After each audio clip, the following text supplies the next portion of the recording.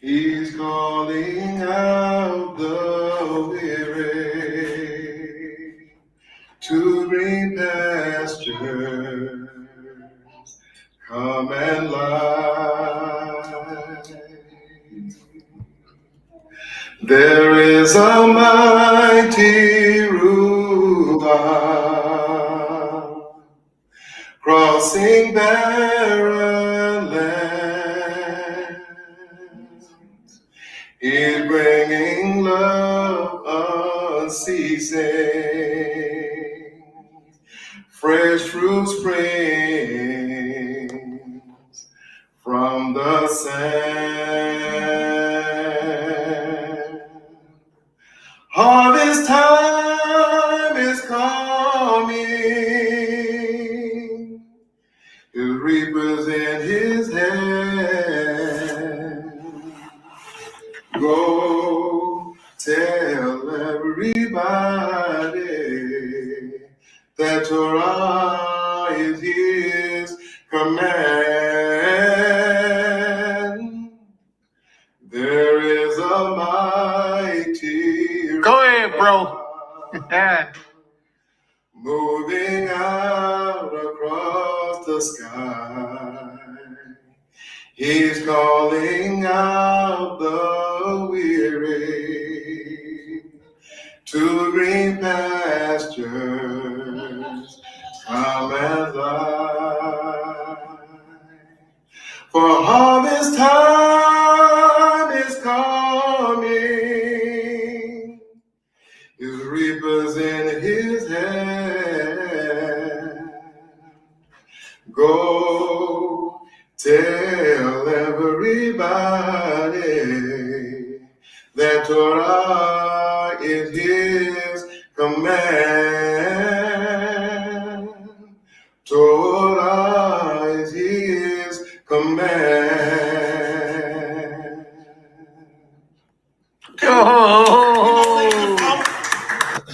May the Most High be praised. May the Most High be praised. Shabbat Shalom, everyone. That was our own Abba Mattathias doing his thing, worshiping, praising, and honoring the Most High with his beautiful vocals. May the Most High be praised. Shabbat Shalom, everyone. Shabbat Shalom. All right. Shabbat Shalom, beloved. Shabbat Shalom. Surprised you with that one, didn't we, Elder? Abba. You actually quite did. Thank you very much, Torah Rabah. All praises. That was a beautiful one. Beautiful piece, man. Beautiful. Yes. Shabbat Shalom, Mr. Otter. Shabbat Shalom, Sister Lyrical Dream. Shabbat Shalom. Welcome, welcome, everybody. Welcome. So this is another Shabbat day for us. Another Shabbat day. Wow.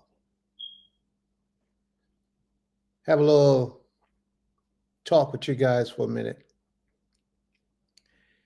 You know, I've been walking this walk for quite a while now. I think it's about time I change my rhythm. I've been standing on a podium teaching for over 20 years, almost 30 years. And babe, your keyboard is really loud, you know. It's been doing this for a long time. And I have seen a lot of expansion, a lot of growth, a lot of maturity, even within my own life. But I'm really speaking generally about the nation. I've seen a lot of development take place in the nation. A lot of upbeats and a lot of disappointments. But pretty much it's the same spirits over and over and over. After several years, you reintroduce to people with the same spirit of people that you have conquered and gotten away from and elevated from. And it's time we change this rhythm, this whole cycle of what we're doing.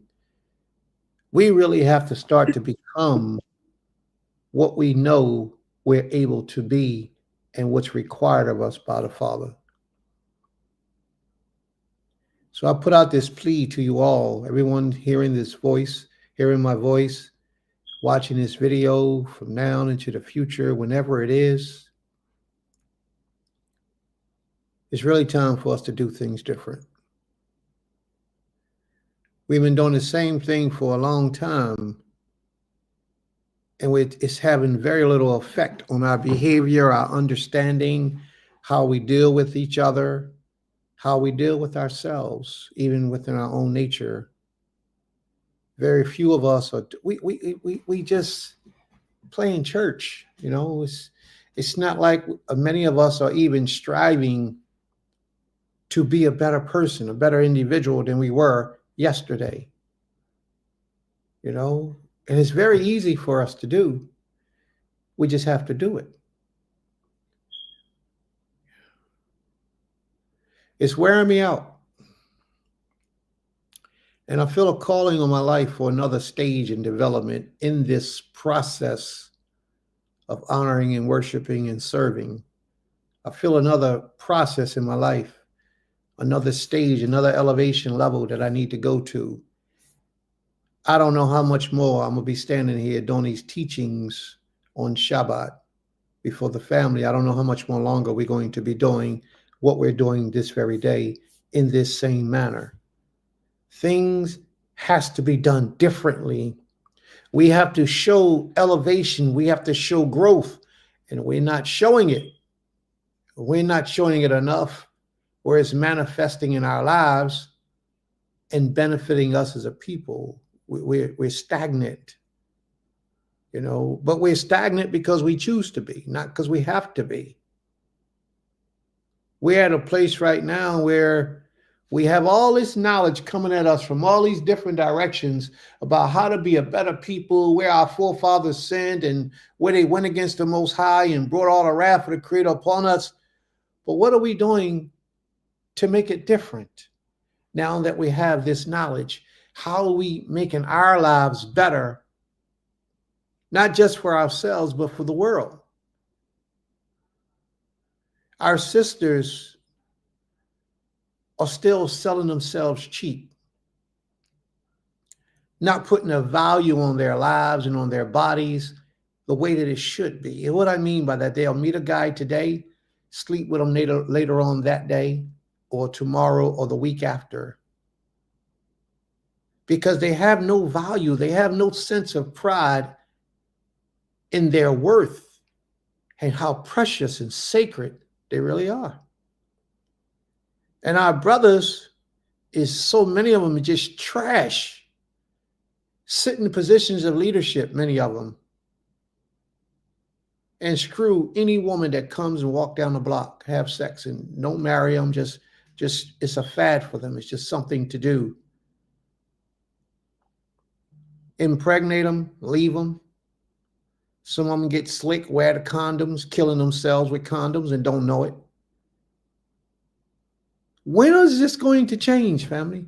How many classes can you attend? How many different Shabbat services can you go to on one Shabbat day and leave out the same way you were when you came in? How often can you do that unless you got a blockage on your mind? Because you're absorbing all this information about self-improvement, history, spirituality, and how are you applying that to your life? I don't know how much longer we can do this in this same matter. And it has to be something else. I mean, I know it's something else, but the Father is bringing it to me, a calling in a different way. I can't keep doing what I'm doing right here today. I've been doing this for a long time, and I've covered so many different subjects. And you can go and watch for the last 30 years, 20-something years, on all these different YouTube pages. I got 4 or 5 of them. And you can watch those lessons if you need to learn, or if you want to learn some of the things that's in my spirit, in my mind. You can go back there and watch some of those things. But I don't know how long we can keep this same rhythm and this same pace and doing this same thing. How much more out of the book do we have to learn? We have to start writing a book. We have to start writing our name and our place and our history in the book of the Almighty. I'm not saying you get down with a pen and paste of paper and a pencil and physically scribe into the book, I'm saying you write the book by the way you live your life. And when the Most High ordained, that book will be written, and it will be written, and your name will be there. If you are one of those ones who are pleasing in the sight of the Almighty and doing profound things in this nation for his people. We have so many different places you can go on the Shabbat day. So many. All you got to do is push a button and you're in another room. Push another button, you're in another room. Push another button, you're in another room. And you could be in all three rooms at one time, halfway participating with each and every individual. But how is it benefiting you if you're not applying the teachings to your life to make you better? How is it benefiting you?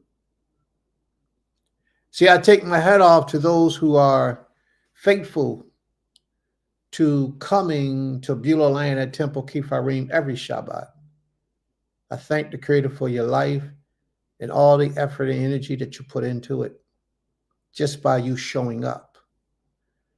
But even you, family, we have to take this thing to another level.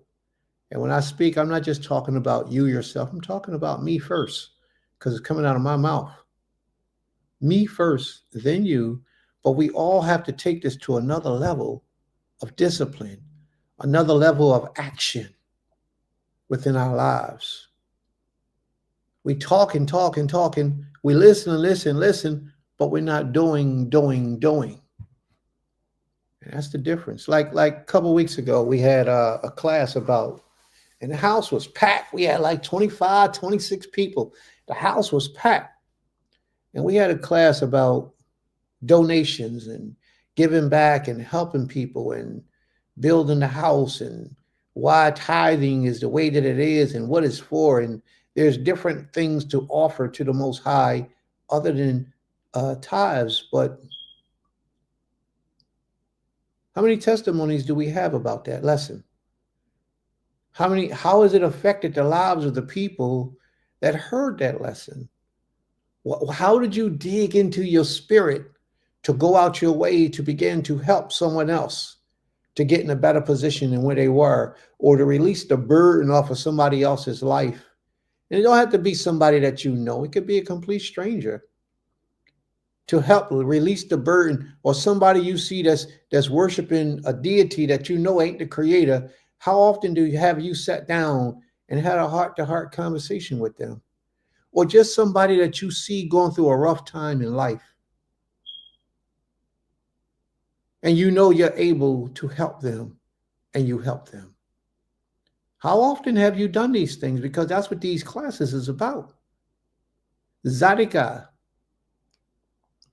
Zadika is called charity, and it's giving of yourself when you don't have to. These classes is designed to make you a better individual, more holy and righteous individual, so you can take your eternal position in creation as a power throughout the earth. It's supposed to be designed to teach Israel how to come together, to work together, to build together, so that when people look at us, they'd be like, damn, I want to be like those people. I wish I could be in that group right there talking about the nation of Israel. I wish I was dead and reborn as a Hebrew or a black man, a worshiper of the Almighty. I wish I was a part of that. Look how those brothers are living. Look at the unity that they have. Look how they share. Look how they protect people. An Israelite man will go broke, living his life to its fullest, doing his best to help the Creator's people. He'll go broke and his whole life will suffer because the people don't give back. They don't give back. They draw from you. Eventually, you ain't got no more to give. You'll go broke spiritually. You'll go broke physically. You'll go broke financially.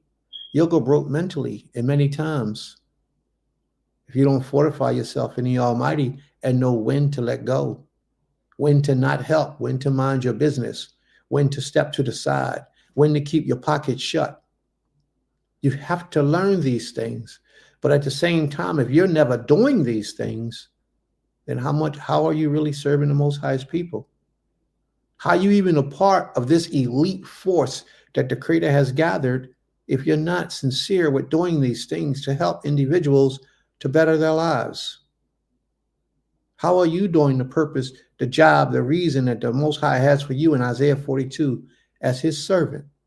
Because as a servant of the Almighty, these are the things that you are required to do.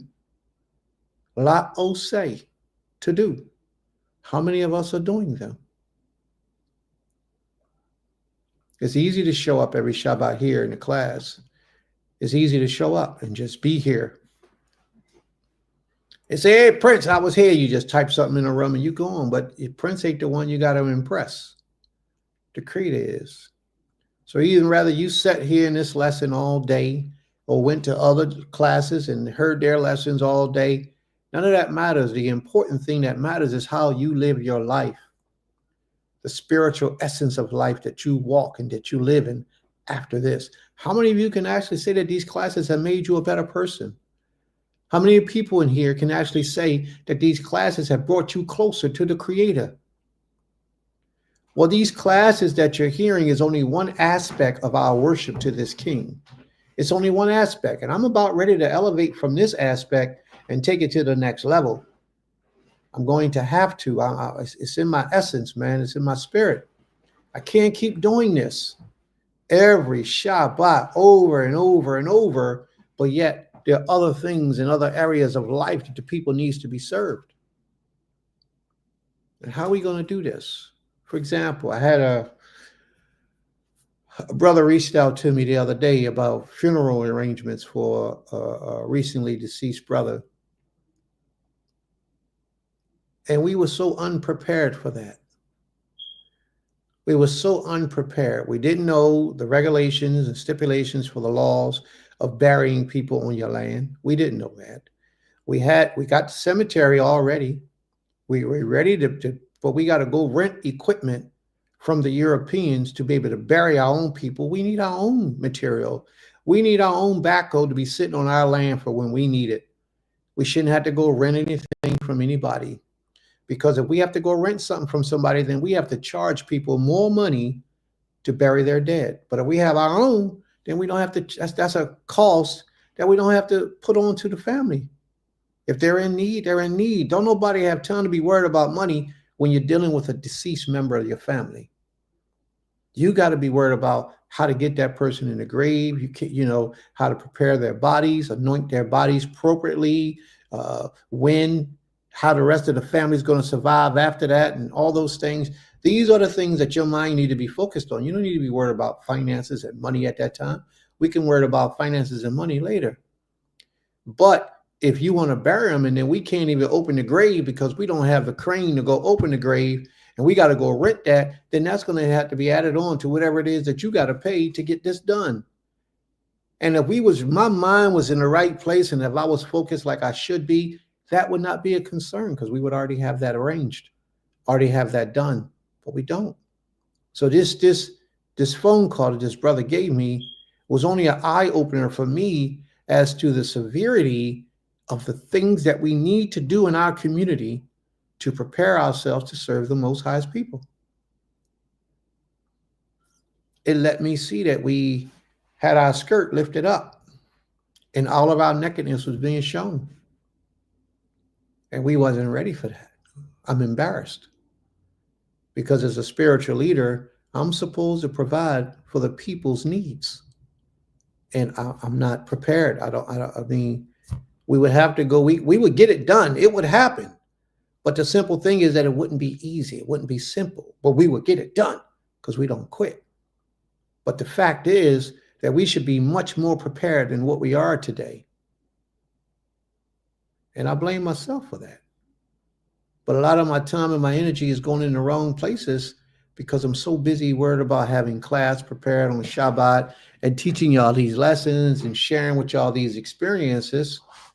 But how many people are actually taking advantage of these experiences? I'm about ready to take the back seat and go do what I got to do from a different avenue and really prepare the house of the Almighty. I'm about ready to go to get some serious quality work done. And y'all can just go to all these other classes y'all going to learn or be entertained or whatever you're doing with all these other people. Y'all can go there and get the information from those people And then when it come time to live the real life and put it into practice, then you come down to Beulah Land and be a part of our community when you're ready to put it into practice. But I'm really meditating on what the Father has for me to do. But it's really heavy in my spirit right now to shut this thing down. I don't know when. I don't know how far from now. But it's really heavy in my spirit to shut this down and go on to the next level of formation that the Creator has allowed me to do and has assigned for me to do.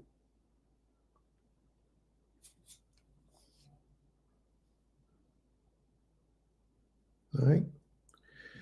So that's my disclaimer for the day. Whenever you go to a Shabbat service, whether in-house physically or in-house through the internet, you should always take something out of that lesson to apply to your life from that day forward that can help to make your life better, draw you closer to the Creator. It should always be that way. And if you're not getting something out of these classes that you go to, you're really wasting your time and you're not contributing to the overall development of the nation. We need your help. We need your support. We need every one of you to be the best version of yourself to help every one of us. We got prophets out here. We got priests. We got prophetess out here. We have Maureen teachers, men, women teachers. We have all these things out here. But you guys don't know that you have these gifts and these talents because you're not applying these teachings to your lifestyle.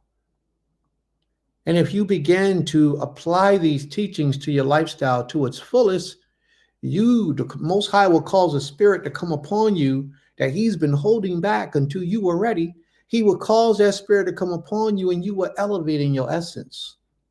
And you will be more useful for the people in that manner. We need you, family. We need you to get it together. Brothers, stop sleeping with all these women that's not yours. You're not married to them. Stop it. Stop it. And brothers, if you find a woman that you find is pleasing to you, there's a process that you should be going through for that woman before you can take that woman. First thing you should be doing is talking to that woman's father. Second thing you should be doing is having that woman on a scale where she's allowed to be celibate for 6 months to a year. All depends on the trauma that she had in her life prior to coming to know you. All these things are necessary and sacred. We have to watch what we're doing and how we do it. Brothers, we got to realize that if this is going to change, it's going to have to start with us. We got to make a difference. We got to band together, come together, work together, build together. We have to. We got to stop playing these games, family. Time is running out. The enemy is growing stronger. Our spiritual strength is getting weaker. Our spiritual strength is getting weakened because we're not combining our righteous energies together. Too many of us are not striving to be righteous. Too many of us are seeking the pleasures of the world and not seeking the pleasures of the King, the Most High, our Master. Therefore, it weakens our spiritual strength. But as we continue to grow spiritually strong and they continue to grow physically strong, then they will annihilate us and beat us down to a pulp. It doesn't have to be that way. We can grow spiritually strong because our strength is in the Most High. Therefore, if we grow spiritually strong by actually living out these duties and principles that we know we are required to do by the laws of the Most High with our best intentions, nobody's perfect, but with our best intentions, then we can defeat the enemy because we will be growing spiritually strong. And our spiritual strength, which is the Most High, will begin to fight and intervene and fight for us. And everything that the adversarial energy do to try to tear us down the Most High will intervene and destroy it before it can happen, because we are his people and he's pleased with us. We're not perfect, but he's pleased with us. We got to get to that level when he's pleased with us. We're not at that level anytime we meet a girl and we taking her to the hotel the next day and we knocking her off. Both the woman and the man is out of order.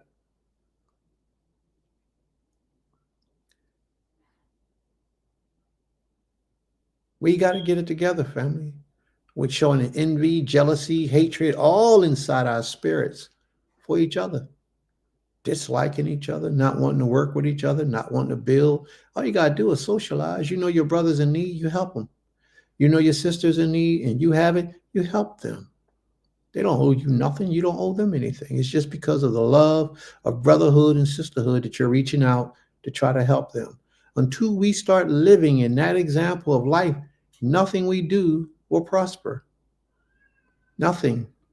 We can sing all the beautiful songs we want to sing. You know, we could do all the dances we want to do.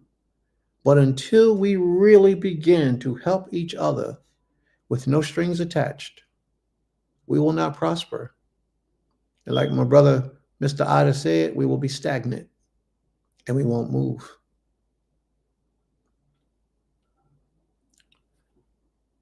But I'm here to tell you that we have the keys to our own salvation. We have the keys to our own salvation. You don't have to look to anybody to save you. The Most High put it within you to be saved.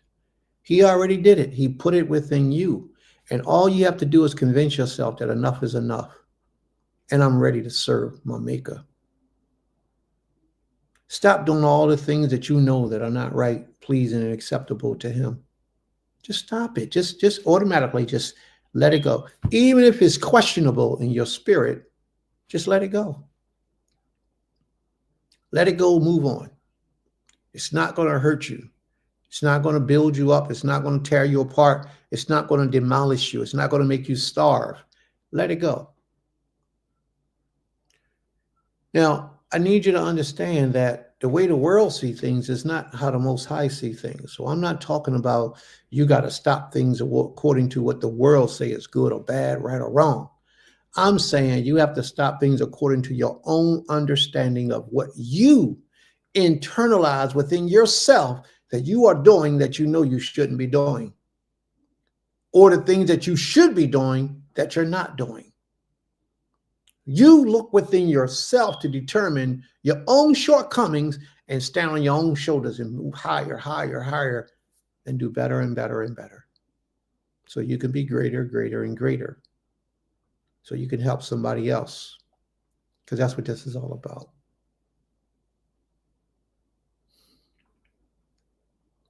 It's so much more that needs to be said at this time. So much more. All I ask is that my people stop playing. We come to these classes every Shabbat. If it's not this class, it's other classes that are similar to this. But what do we do with the knowledge that we get from it? How are we applying those teachings in our lives to make a difference for ourselves? When you started off as a youth, 5, 6 years old, and you started in elementary school and pre-K and kindergarten, and you learned the alphabets, Aleph, Bet, Gimel, Dalet, Hey, A, B, C, D, E, F, G, H. You learned all those things in elementary school. When you went to the second grade, what you learned in the first grade, you had to apply to your life so you can pass the second grade. So kindergarten and first grade was preparing you for second grade and also preparing you for the rest of your life. What you learned in first, second, and third grade, all the way up to the sixth grade, prepared you for junior high school. So when you get in junior high school, you're already expected to know certain things. But Israel, we're not passing the grades because we claim to be in college, but yet we're doing heathenistic behaviors in our practices today. And the heathenistic behaviors was in your first 5 years of learning this way of life. You should have shedded that in your first 5 years. But many of us have not shedded those behaviors. We got women still lusting after men that don't belong to them. You're married to another man. Why are you lusting after another man and you married to this man over here? We got men molesting their own children. Hebrew men molesting their own daughters. These things are hideous. These are things you should have learned in your first 5 years not to do and bring into this way of life. And these are realities that people are not talking about. But these are the things that we have issues with today, and we're still trying to incorporate them into our worship with the Most High. And then we wonder why nothing is changing for our people. It's because we are not changing. It's because we're not changing. We're pretending as if everything is okay, and it's not. It's not. And the Most High sees it, and he knows it. Therefore, he holds up our progression. There is no way after 5 and 10 years of learning this way of life that you're still doing the same old thing. There's no way, but you are. We are supposed to grow and elevate with time and knowledge and through application. But for a lot of us, we're not. We're not. I pray that this message has affected someone, that somebody understands where I'm coming from and began to do the things that's needed and necessary to better their lives before the Almighty. It's a long walk. But with every day and every breath, you should be advancing, you should be growing, you should be maturing. So that after 5 years, you can now say before the Almighty that I'm doing the very best I can do. Not enough of us are doing that. But let's move forward. Let's give praises to the Most High King. Who would like to be first to thank the Father? Today is the day.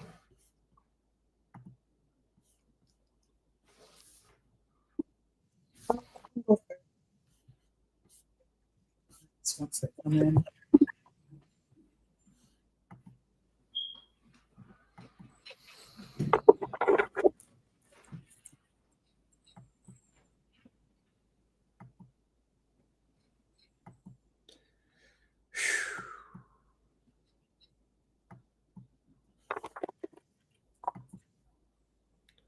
May the Most High be praised.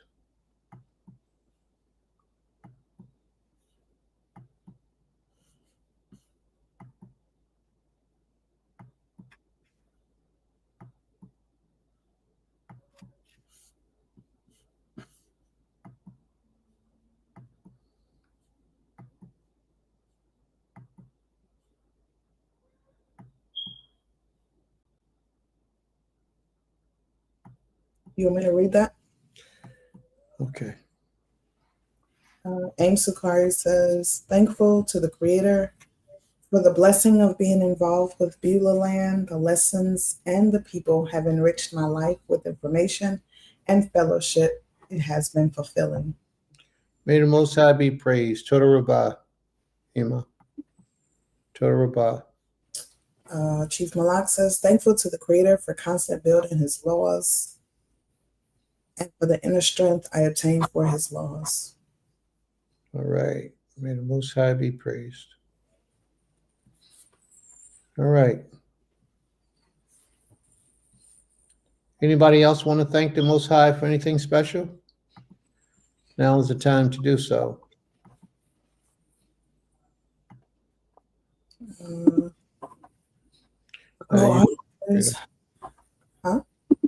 You don't have to read them. Her thankful? Is that a thankful? Yes. Okay. My apologies. Go ahead. She says, Shabbat Shalom to all the Mishpaka, both in person and watching. I give thanks and praise to the Most High for giving me the strength to push through the week. I'm thankful for a supportive husband, as this was a very busy week for me due to work. I found myself exhausted more often than not, but Toda to the Creator for keeping us all. May the Most High be praised. Toda Rabbah. Guess I can go next. I'm first and foremost thankful to the Creator for allowing me to be here in the flesh this day, this rising on the Shabbat day. I'm always thankful to get to this day um, because it's a day that was set apart to rest. And I know everybody, defines rest in their different ways.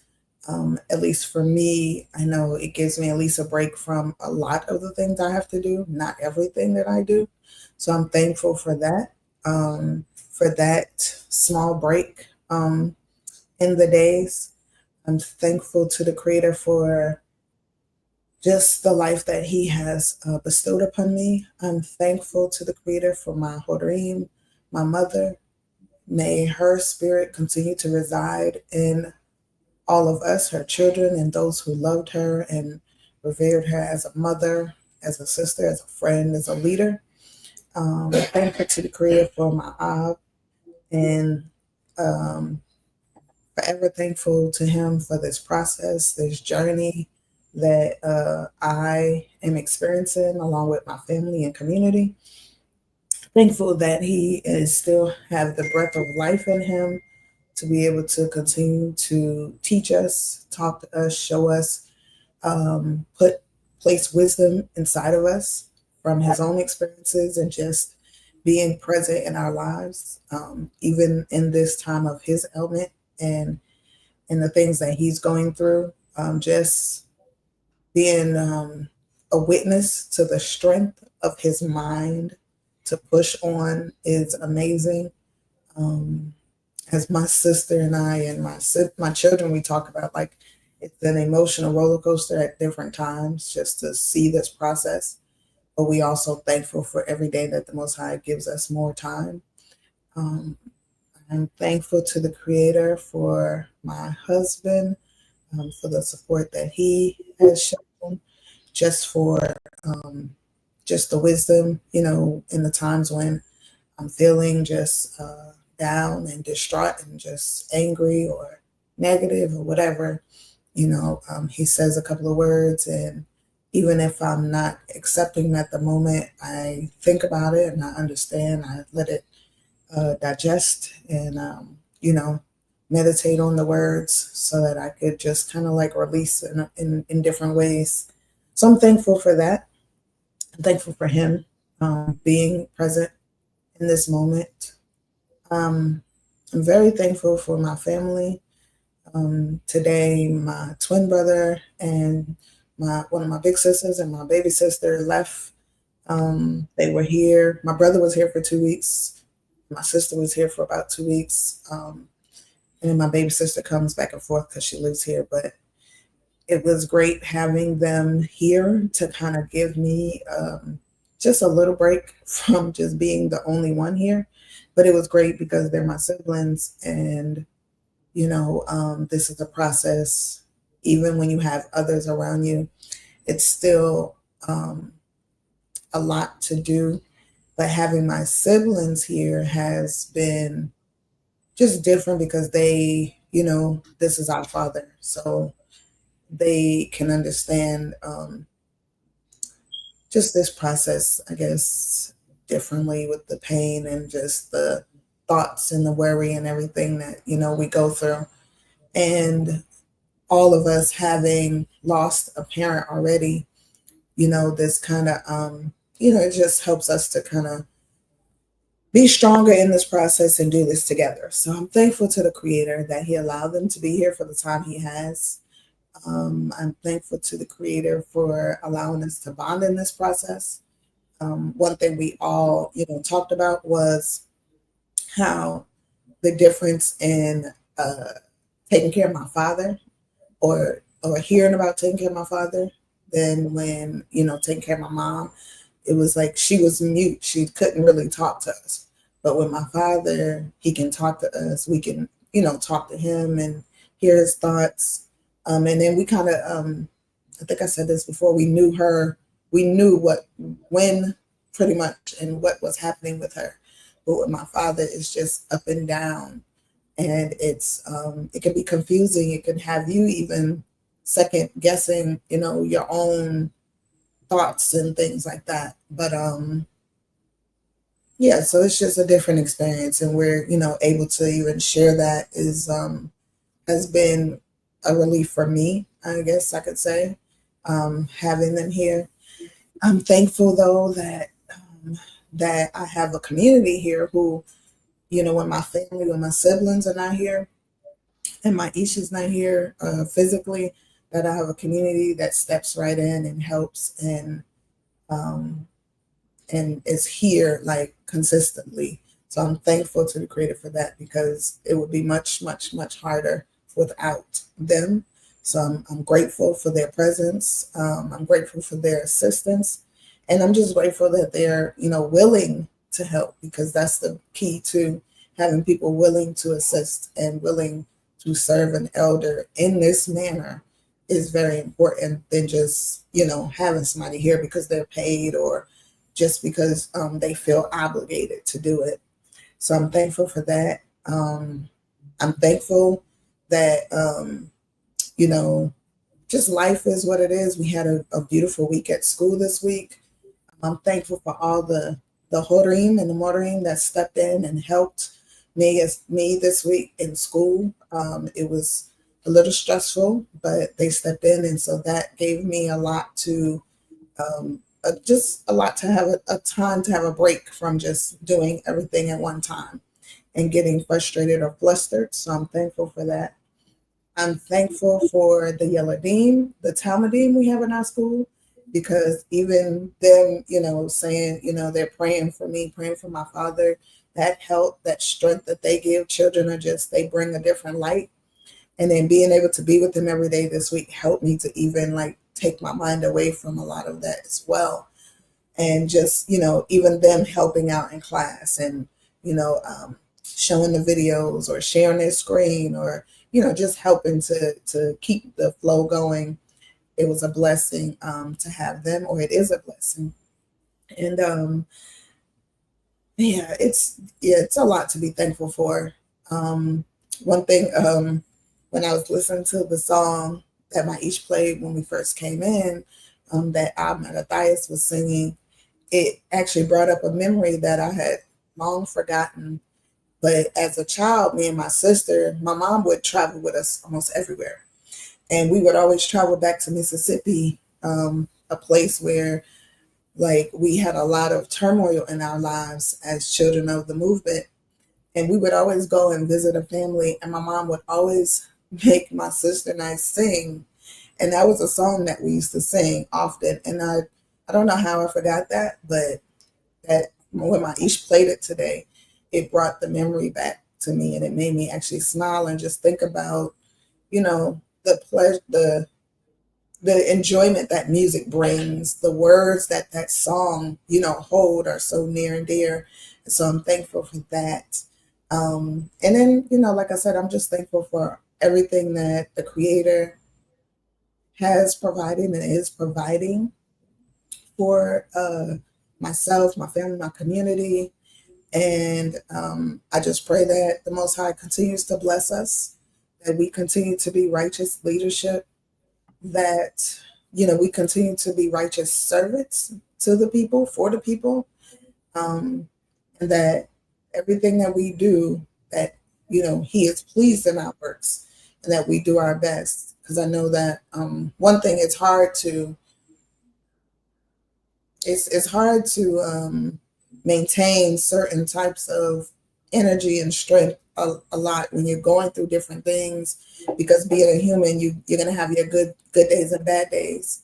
But it's what helps that, and what I've noticed that helped me mostly is having the support of so many people, that even if they don't know that that's helping you, just them checking on you, saying they're praying for you, saying they love you, sending care gifts, all those different things gives you support. And so so for me, it's so important for even me to know, even during this time that I'm going through what I'm going through, it's still important that, I'm being a support to our people as well, to my people as well. So I'm thankful that the Most High is still allowing me to be that as well.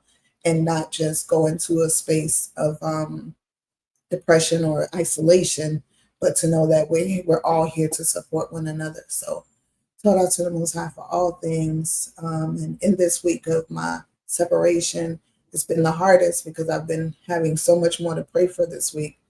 But I'm grateful that the Most High has allowed me to be able to call on others to pray on my behalf, specifically my Ish. And Zehu, Shabbat Shalom, everyone. May the Most High be praised. May the Most High be praised. All glory, all praise, all honor belongs to him from everlasting to everlasting. The verse goes like this. 6 minutes. The verse goes like this. 6 minutes. You created the moon and the stars, gave light to the earth and the sky. Then you entered into our hearts, you gave us the breath of life. All God's children say, on this theme to the King. All God's children say, on this theme to the King. Your hand wide, Yireh Elohim Shel Abraham. Your hand wide, I am who you say I am. Your hand wide, Yireh, you are the great I am. Your hand wide, Yireh. One more time, a little bit louder. Your hand wide, Yireh Elohim Shel Abraham. Your hand wide, I am who you say I am. Your hand wide, Yireh, you are the great I am. Your hand wide, Yireh. So we'll see that. Picture of the word before, so we can. It's gonna be a PowerPoint. No, the computer. Yeah. So while singing, you can. Shabbat Shalom, everyone. May the Most High be praised from everlasting to everlasting. He is King. Emma? All right. Sister Gabby says, I am thankful for life, all my limbs and eyesight, thankful for all lessons and learning new information, how to properly recognize different herbs for healing. I'm thankful to the Most High for giving me strength and discipline to balance my new lifestyle.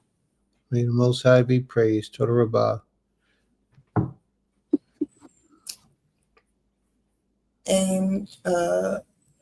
And Sakari says it's a prayerful time to care for loved ones.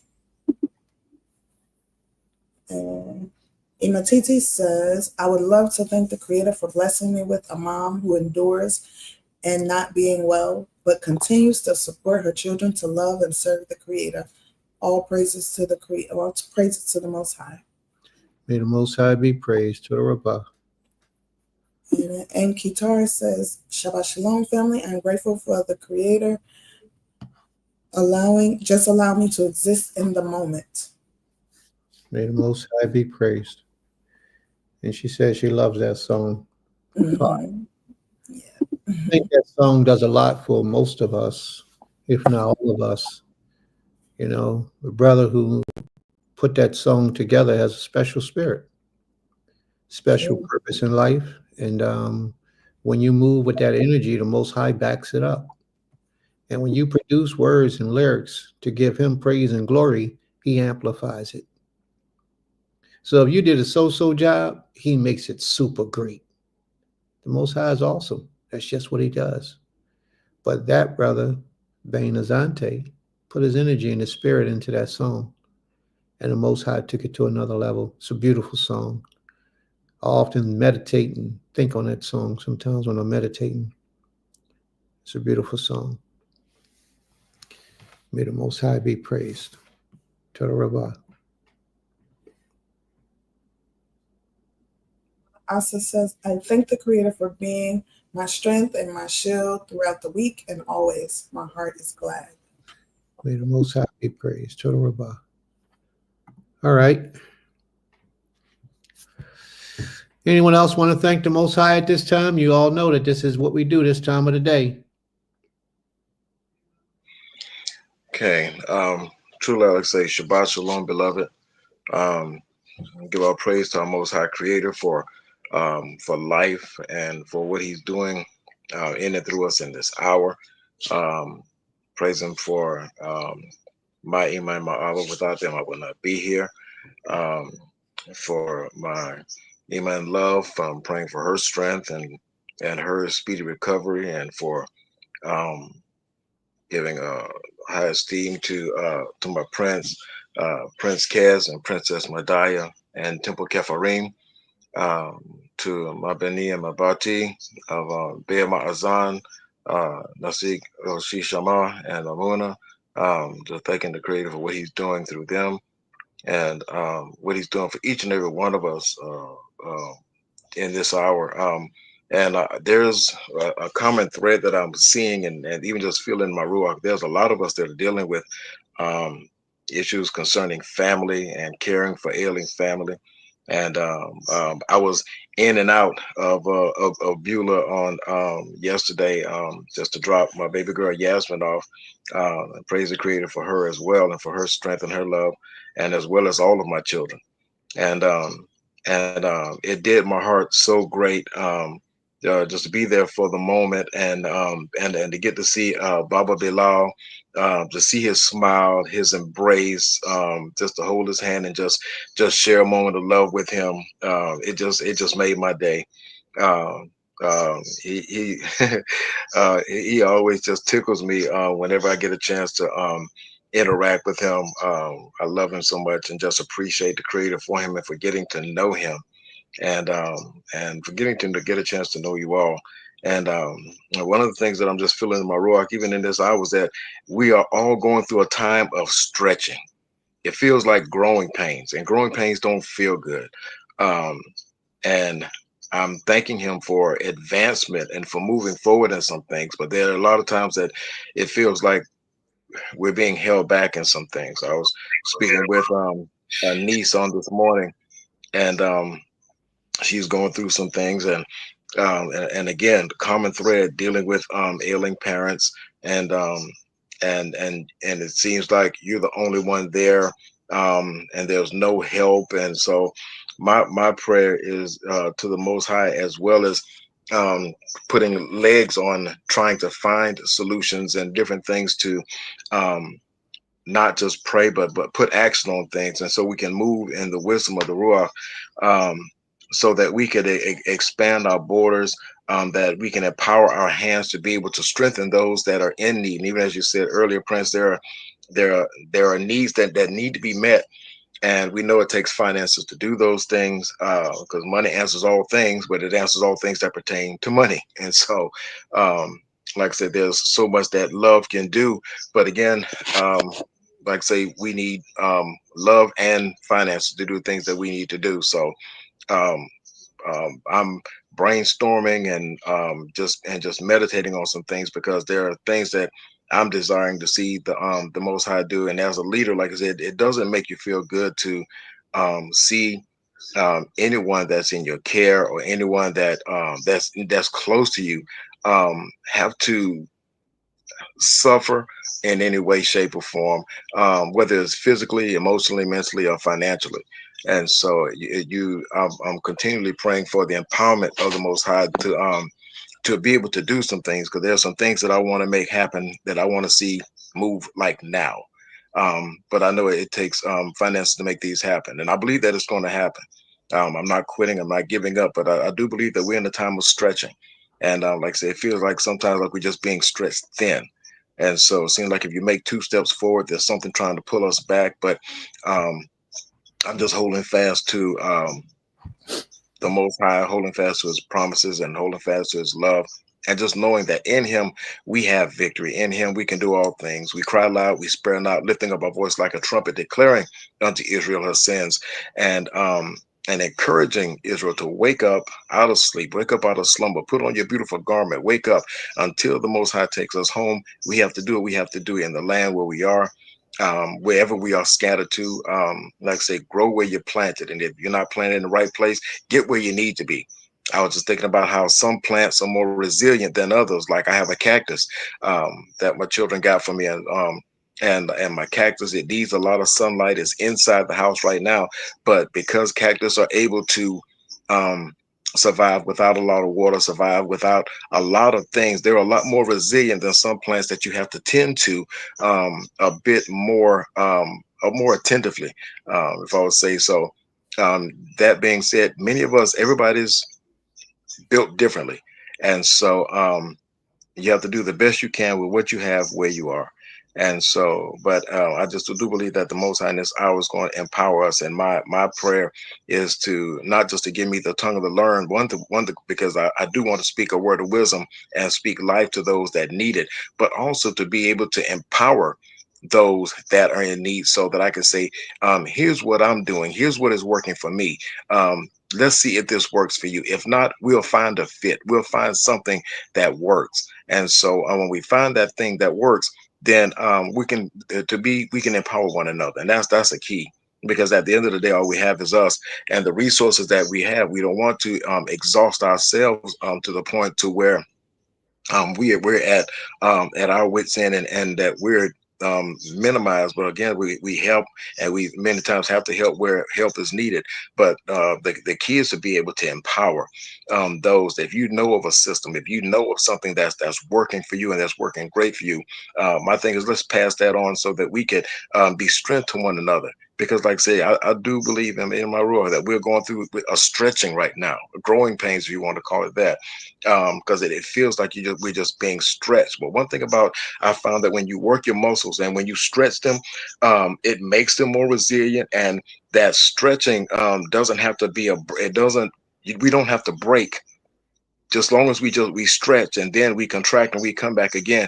Because like I say, it just makes us stronger. It makes us stronger, and we're gonna, like I said, we're stronger together. So long as we stand together, continue to stand in love with one another, we're gonna be okay. We're gonna be all right. But like I said, I think we're going through growing pains. And my prayer is for the empowerment of Israel, so that we can stand and do the things that we need to do as a people, as a nation. Much love, Ms. Bakar. I yield. Shalom. May the Most High be praised. Toda Rabbah, Abba. Toda Rabbah. Every day, going to and I ain't never been useless. Oh, it was all a lie. You see, the devil tried to come and steal the shine from my eye. But what he didn't realize is y'all be on my side, and y'all delivered on his promise to bring in blue skies. Yahweh says, captive free, yeah. Strengthening those who trust in thee. My future more strong. If you really what I'm singing, then go sing along. About the King we tell them, don't be round about his throne. Since about the different water, I don't rest no bow. Know that he is Yahweh. He will answer every time you pray and call. Be set apart as he is. Be secure, be secure, be secure in the palm of his hand. Got to pray every day, coming to pray. All praises to the Most High. Pray every day, going to praise.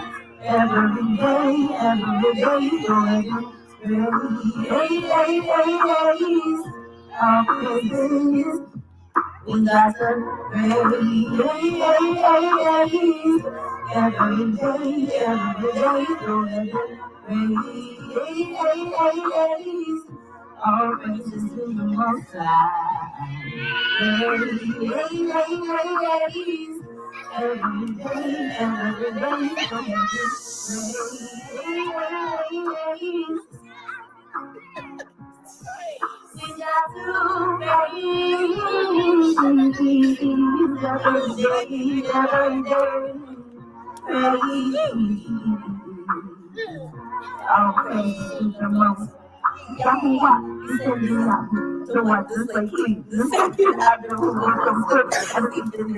Simply because we ate the seed of him, we're able to retain step for the righteousness, the everlasting dynasty remains. We know why, not a hope I don't know if they have repented. They said be the shop, they were time, they got pretended. There's the rain, always comes from us, but they believe I pray for fire, I try for I just send the rainbow with. Right. May the Most High be praised. Toda Rabbah, Toda Rabbah. Is there anyone else who'd like to thank the Most High at this time? Now is the time to do so. Is there anyone else who'd like to thank the Most High?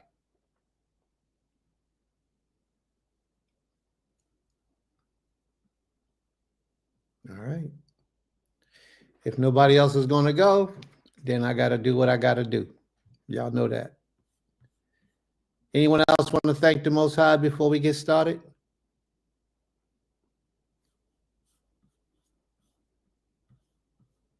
Okay. All right, family. I'd like to thank the Most High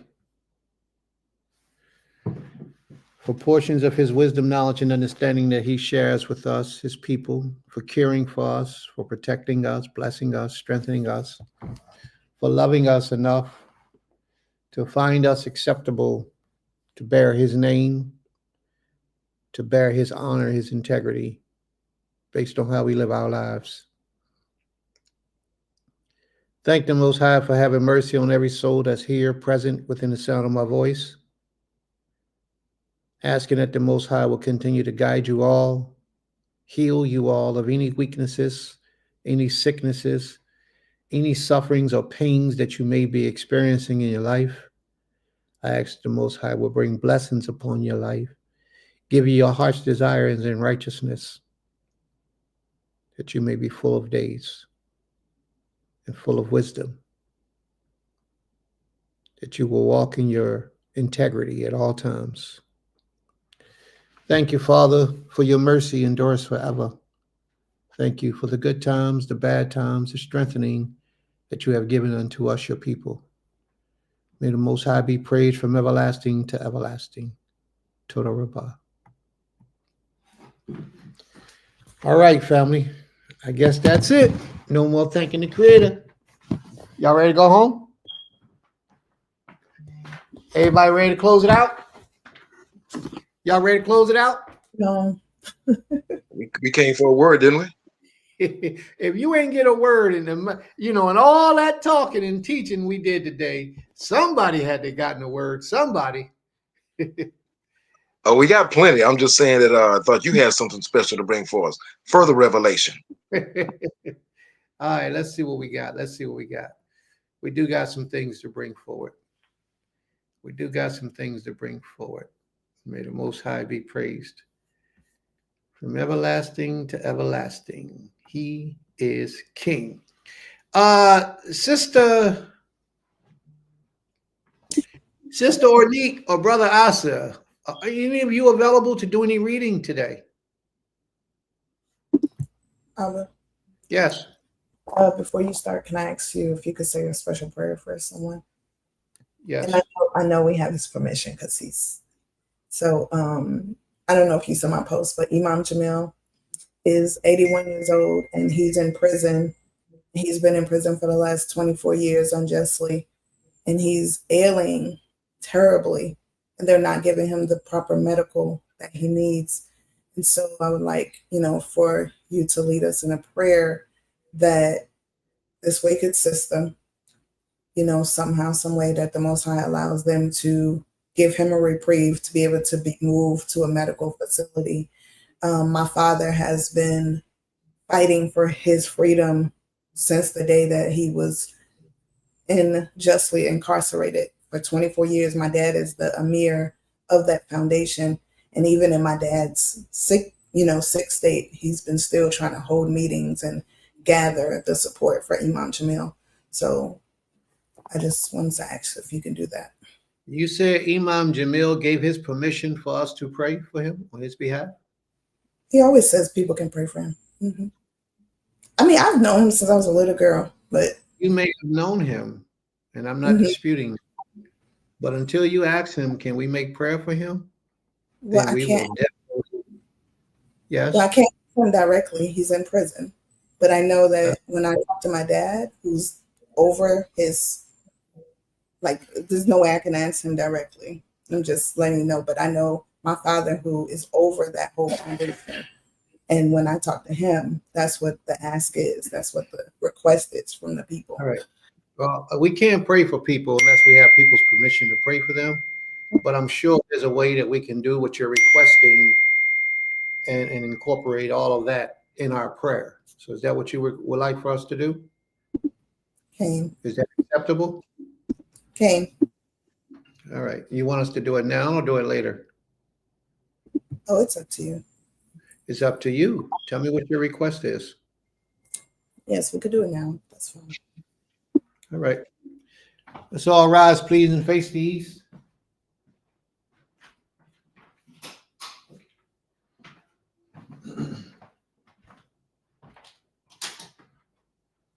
I wish I had my shofar right now, but I don't.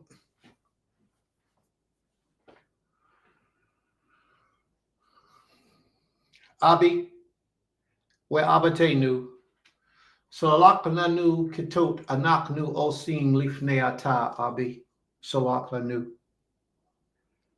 Great and mighty King, Master of all creation, we humble ourselves before you, and we ask for permission to approach unto your throne.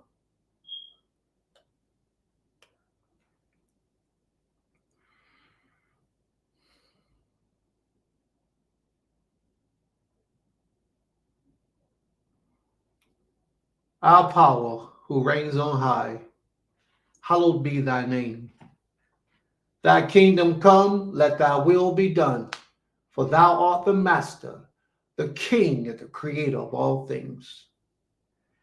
You have said in the scriptures of old, O great king, that Israel shall open the eyes of the blind, bring those that are in the prison houses out of their houses, and those who are hungry we should feed and clothe them. We ask, O great king, by your great permission, that you give us the power and the authority here on earth at this time to bring forth and manifest those prophecies of old.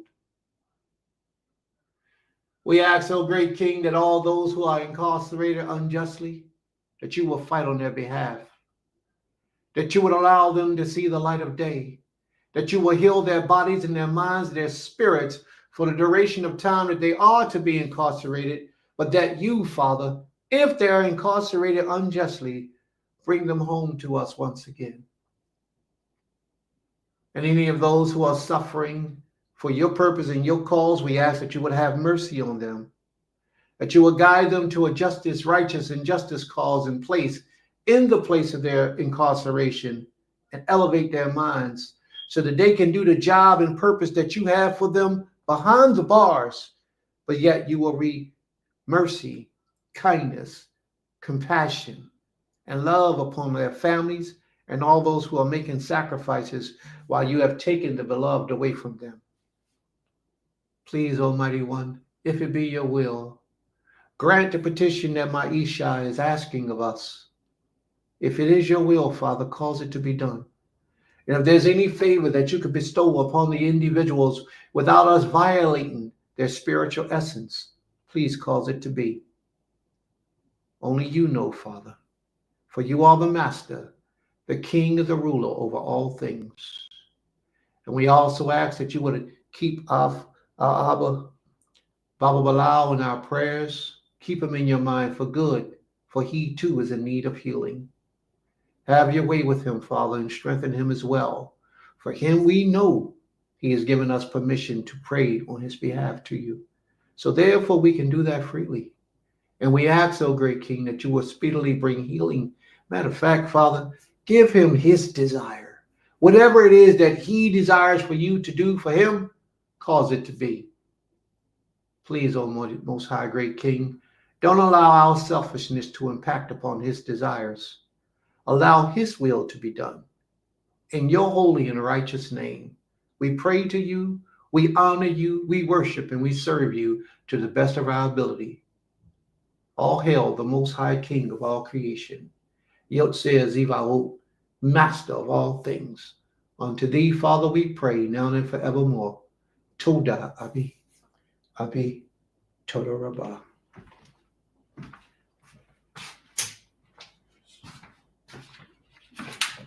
Well, today has been a very different day today. We have started off a very different type of lesson today, but we're going to do what we got to do to keep this flow moving and build up. So family, we need to let you know to go out to like, and for those of you who haven't, please subscribe, and let's get this thing going. All right, let's get this thing going. Are there any questions before we begin?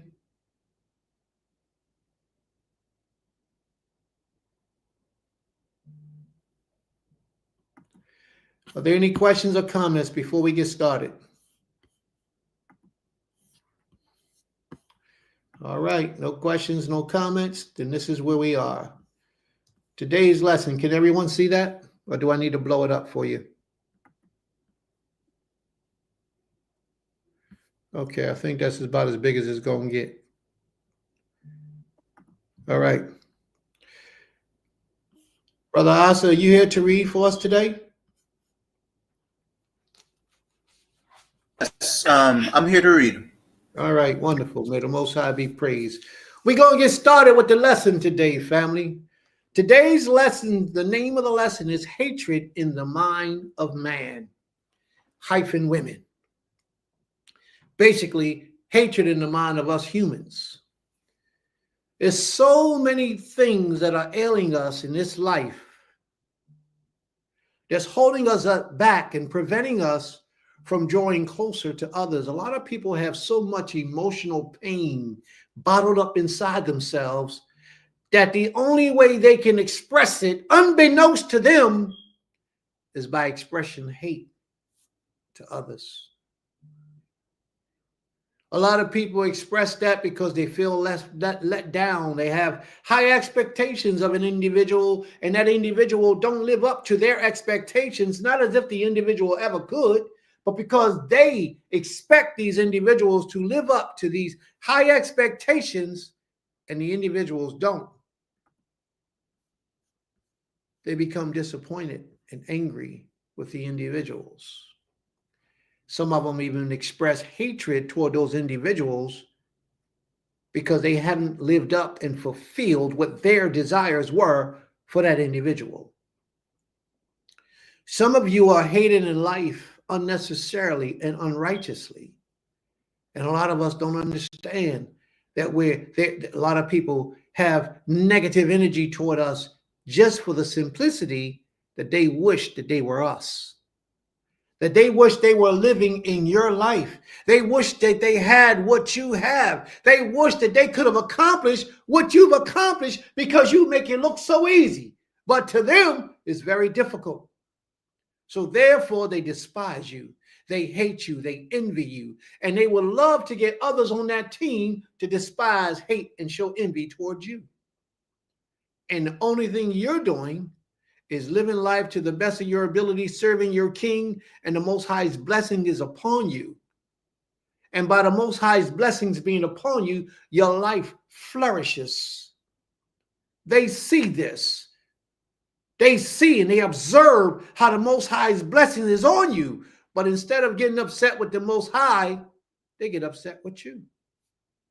They begin to separate from you. They begin to show hatred to you. Envy and jealousy to you, and all you're doing is walking in the light that the Most High has prepared for you. You're being that example of what they couldn't be or what they decided not to be, and in doing so they began to be envious of you and show hatred. That's not how the Most High designed for it to be. Ask yourself a question, family. What did you do to offend the Most High? That's one question we should ask ourselves. And, we have to be honest with ourselves. We have to be honest. And part of the problem is that we're not. A lot of us, we live in this delusional state and we're not honest with ourselves.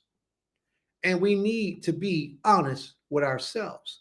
Ask yourself, family, what have you done through the whole lifetime that you've been living in this earth?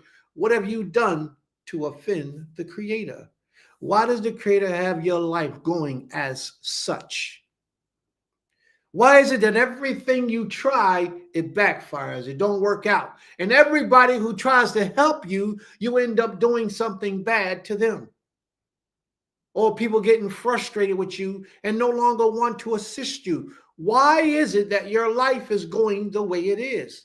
Is it possible that you could be one who is harboring hatred inside yourself for another individual? Is it possible that you might be that one who is guilty of the exact thing that you accuse others of?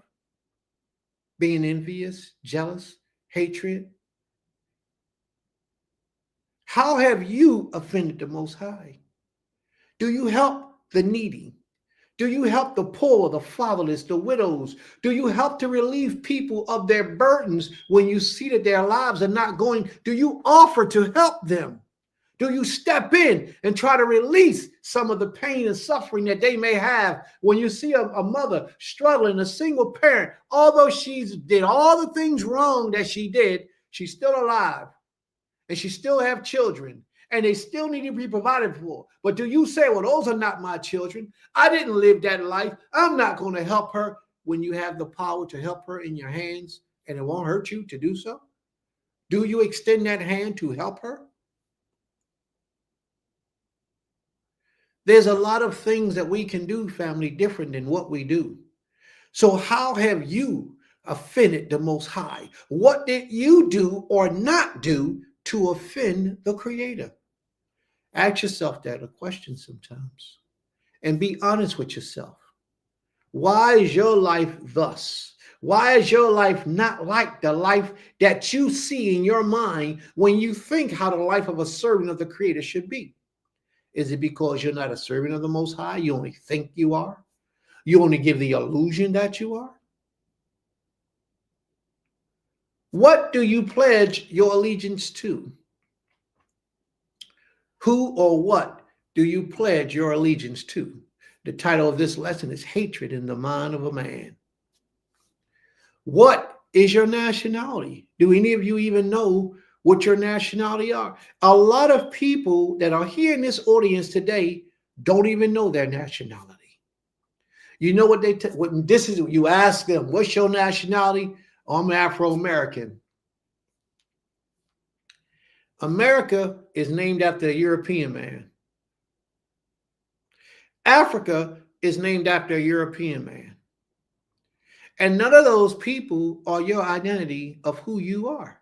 You're not African, you're not American, you're a Hebrew Israelite, a child of the Most High. And you don't know because your knowledge has been lost and taken and stolen from you thousands of years ago. And that's why you don't know who you are. You ask the European man what he is, he'll tell you his nationality from his grandmother, his great-grandmother, his grandfather, his great-grandfather, and so on before that grandfather birthed that grandfather. When he came here, he was Irish. Now he's Irish-American. He's Lithuanian, Lithuanian-American. He's Russian-American. You ask the black man from Africa when he comes over here who he is, he'll tell you, I'm Jimbatu. He's Chukwumo. They'll tell you who they are by their nationalities, not by the land that they live in, but by their nationality, because they know the black man here in America, we're the only people who don't know who we are. They know who we are, but we don't know who we are. And what we do is we gravitate to everybody else's teachings and we accept what everybody else says, and we want to be a part of what everybody else is doing, but we don't know who we are and where we really belong. And that's not right. But all of that is because of the curse that the Creator has upon us. We don't know who we are. Why do you think the black man, the average Israelite man in America today, will show more love to somebody outside of their own race than they will for their own people? The reason because we got hatred in our minds toward ourselves. We hate ourselves, therefore we hate our people. Hatred in the mind of man. So let's embark upon this lesson and see what the Most High has for us. Brother Isaac, will you be reading for us today? And if so, let's go to the book of Job 31 and 29. Book of Job 31, verse 29. If I rejoiced at the destruction of him that hated me, or lifted up myself when evil found him, neither have I suffered my mouth to sin by wishing a curse to his soul. Do anybody understand that? Do anybody understand what it means? Now let's examine that little portion. He says, if I rejoice at the destruction of him that hateth me, my own brother hates me and tries to destroy me. But did I rejoice when his calamity came? Did I get happy when evil befell upon him? He says, neither have I allowed my lips to suffer by wishing a curse upon his soul. Now that's a man who's free in his integrity. And that's how we are supposed to conduct ourselves today, especially toward our own people. There will be people who will come against you. Let me say this to you, family, because I got to explain it to you in a manner that you understand. People don't really understand what a servant of the Most High looks like. But Job gives us a clear definition of what the Most High servant looks like. His enemies came up against him. And what did Job do in retaliation for what his enemies did? He did absolutely nothing. He didn't even pray for their destruction. Job allowed these individuals to do what they did. He understood and recognized who they were, and he left them where they were and moved on with his life. He says, if I rejoice at the destruction of him that hateth me, or lifted up myself when evil found him, that's letting us know that he didn't do these things because he doesn't move in this direction. This is the symbol of a righteous man. People see you as being weak if you don't take the upper hand and chop somebody's head off. If you don't execute or holler and scream at somebody who's raising their voice against you. If somebody does something wicked and evil towards you and others witness it and you don't do anything about it, it takes down the respect level that individuals have for you. But it shouldn't, because what you're actually doing is demonstrating strength over weakness. It's weakness to allow somebody else to control your actions. It's weakness to allow somebody else to control your emotions. But if somebody can stand in your presence and do wickedness to you and you not be moved or shook, I'm not talking about cowardness. I'm talking about straight discipline. You not moved or shook, it takes strength to do so. People don't understand what the spirit of the Most High servants in righteousness look like. People will call you a coward. They call you, you get to see who's really on your team when you stand for righteousness and don't display what the world displays. Hatred, wickedness, retaliation. We're going to fight back. When you don't do those things, the world will reveal themselves to you. It's easy for people to respect you when they think you're going to hurt or harm them, or you have the ability to hurt or harm them. But let people think you don't have the ability to do anything to them and see how they respect you. See if they fear you. See if they walk with you. The answer is the majority of them won't. People only respect things if there's a reason for them to respect things. and the way that this world goes, they don't see your restraint as a reason to respect you. The only thing they see is your aggression, how loud you can raise your voice, how much hurt you can do to somebody. Not the knowing that you can do it, but you have to display it for them to understand and respect you for who you are. And that's a dangerous thing to do, family, because you will be sleeping on the one who could actually put you right there and harm you, because you don't, all you've seen in the past was how this person did not show hatred, did not show anger, did not show bitterness, wasn't worried about getting even. And you misunderstood that. You took it as cowardness. You took it as if this individual wasn't somebody to fear. But this individual was a great and mighty servant of the Almighty, and you didn't know. And they demonstrated it in excellence. And when they did put forth their hand, they shut your whole world down. Let's give an example of what I mean. You remember the story of Job? I believe it's Job, Genesis, the 19th chapter, I believe it is, 19, 20, when it talks about Lot, 19. You remember those angels that came into Lot's house? Now, they was inside the house when those men outside the house did all that they did. And the angels was humble and calm about it. And they said, don't worry about it. We got it, Lot. We got it, Lot. And Lot said, hold up. No, let me go and deal with this. So Lot goes outside the door, and Lot begins to talk to the people. And the people became exceedingly aggressive toward Lot. Lot even offered his own children to the individuals.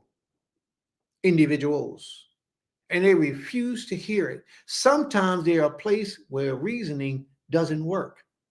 So what did the angels do? The angels, they could have been did what they wanted to do, but they withstood their hand.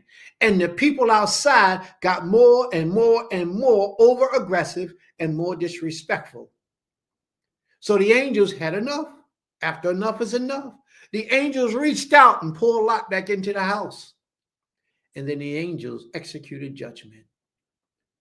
Time is a true teller of all things. Time is a true teller of all things. Those people outside the door didn't know that these was holy men of the Most High. They didn't know that.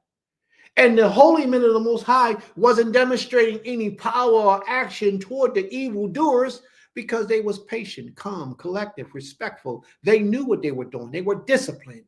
They were in control of themselves. But at the point that they began to attack Lot, they said, we can't have that no more. They brought him in, and then they blinded everyone who was at the door. They executed judgment upon all those souls. We, as a people, are not supposed to return hatred for hatred, but we do. We as a people are not supposed to give evil upon evil, but we do. To our own people, not even understanding that we're demonstrating a weakness to them. We're allowing them to control others, to control our actions, our emotions, our thoughts. And we're not supposed to. In righteousness, we should pray that individuals get to understand and get to live a better life and change from their wicked ways. That should be our prayer to the King. But instead, it's not. What we do is we retaliate with aggression. Sometimes you don't want to wake up that individual that is not showing retaliation. You want to let them sleep. Because what you did was you spoke ill about their name. Some people hold their name tight to them. They let that go for 2 or 3 years, and you don't let it go. And then one day you walk home and you don't have a house. It's blew up. And you're wondering how, why did that happen? And you don't understand. But enough is enough after a period of time. Evil has to stop, and the righteous will bring it to an end. But when the righteous says that it's time. So when someone does evil to you, you don't have to retaliate with evil. you can let it go. It means nothing. Let it go, unless it's in the state of trying to take your life. If someone's trying to take your life and you have to do what you have to do to preserve your life, then you do what you have to do. But we talking about on the average level, people just talking, people just teasing, people being negative and nasty and not helpful, people not uplifting, people trying to turn others against you. These are the simplicities of life that we come about every day that we can avoid. She say, he say, he say, she say. We don't have to feed into those things. We can let it go. Job 31:33 says, if I covered my transgressions as Adam, by hiding my iniquities in my bosom, trying to pretend that sin is not within him, lying to himself that he is innocent. And is this what we do? That's absolutely what we do. What did Adam do? Let's think about what Adam did for a minute. When the Most High said, Adam, who told thee that thou wert naked? Adam turned right around without a hesitation, without a pause, and blamed it on a woman.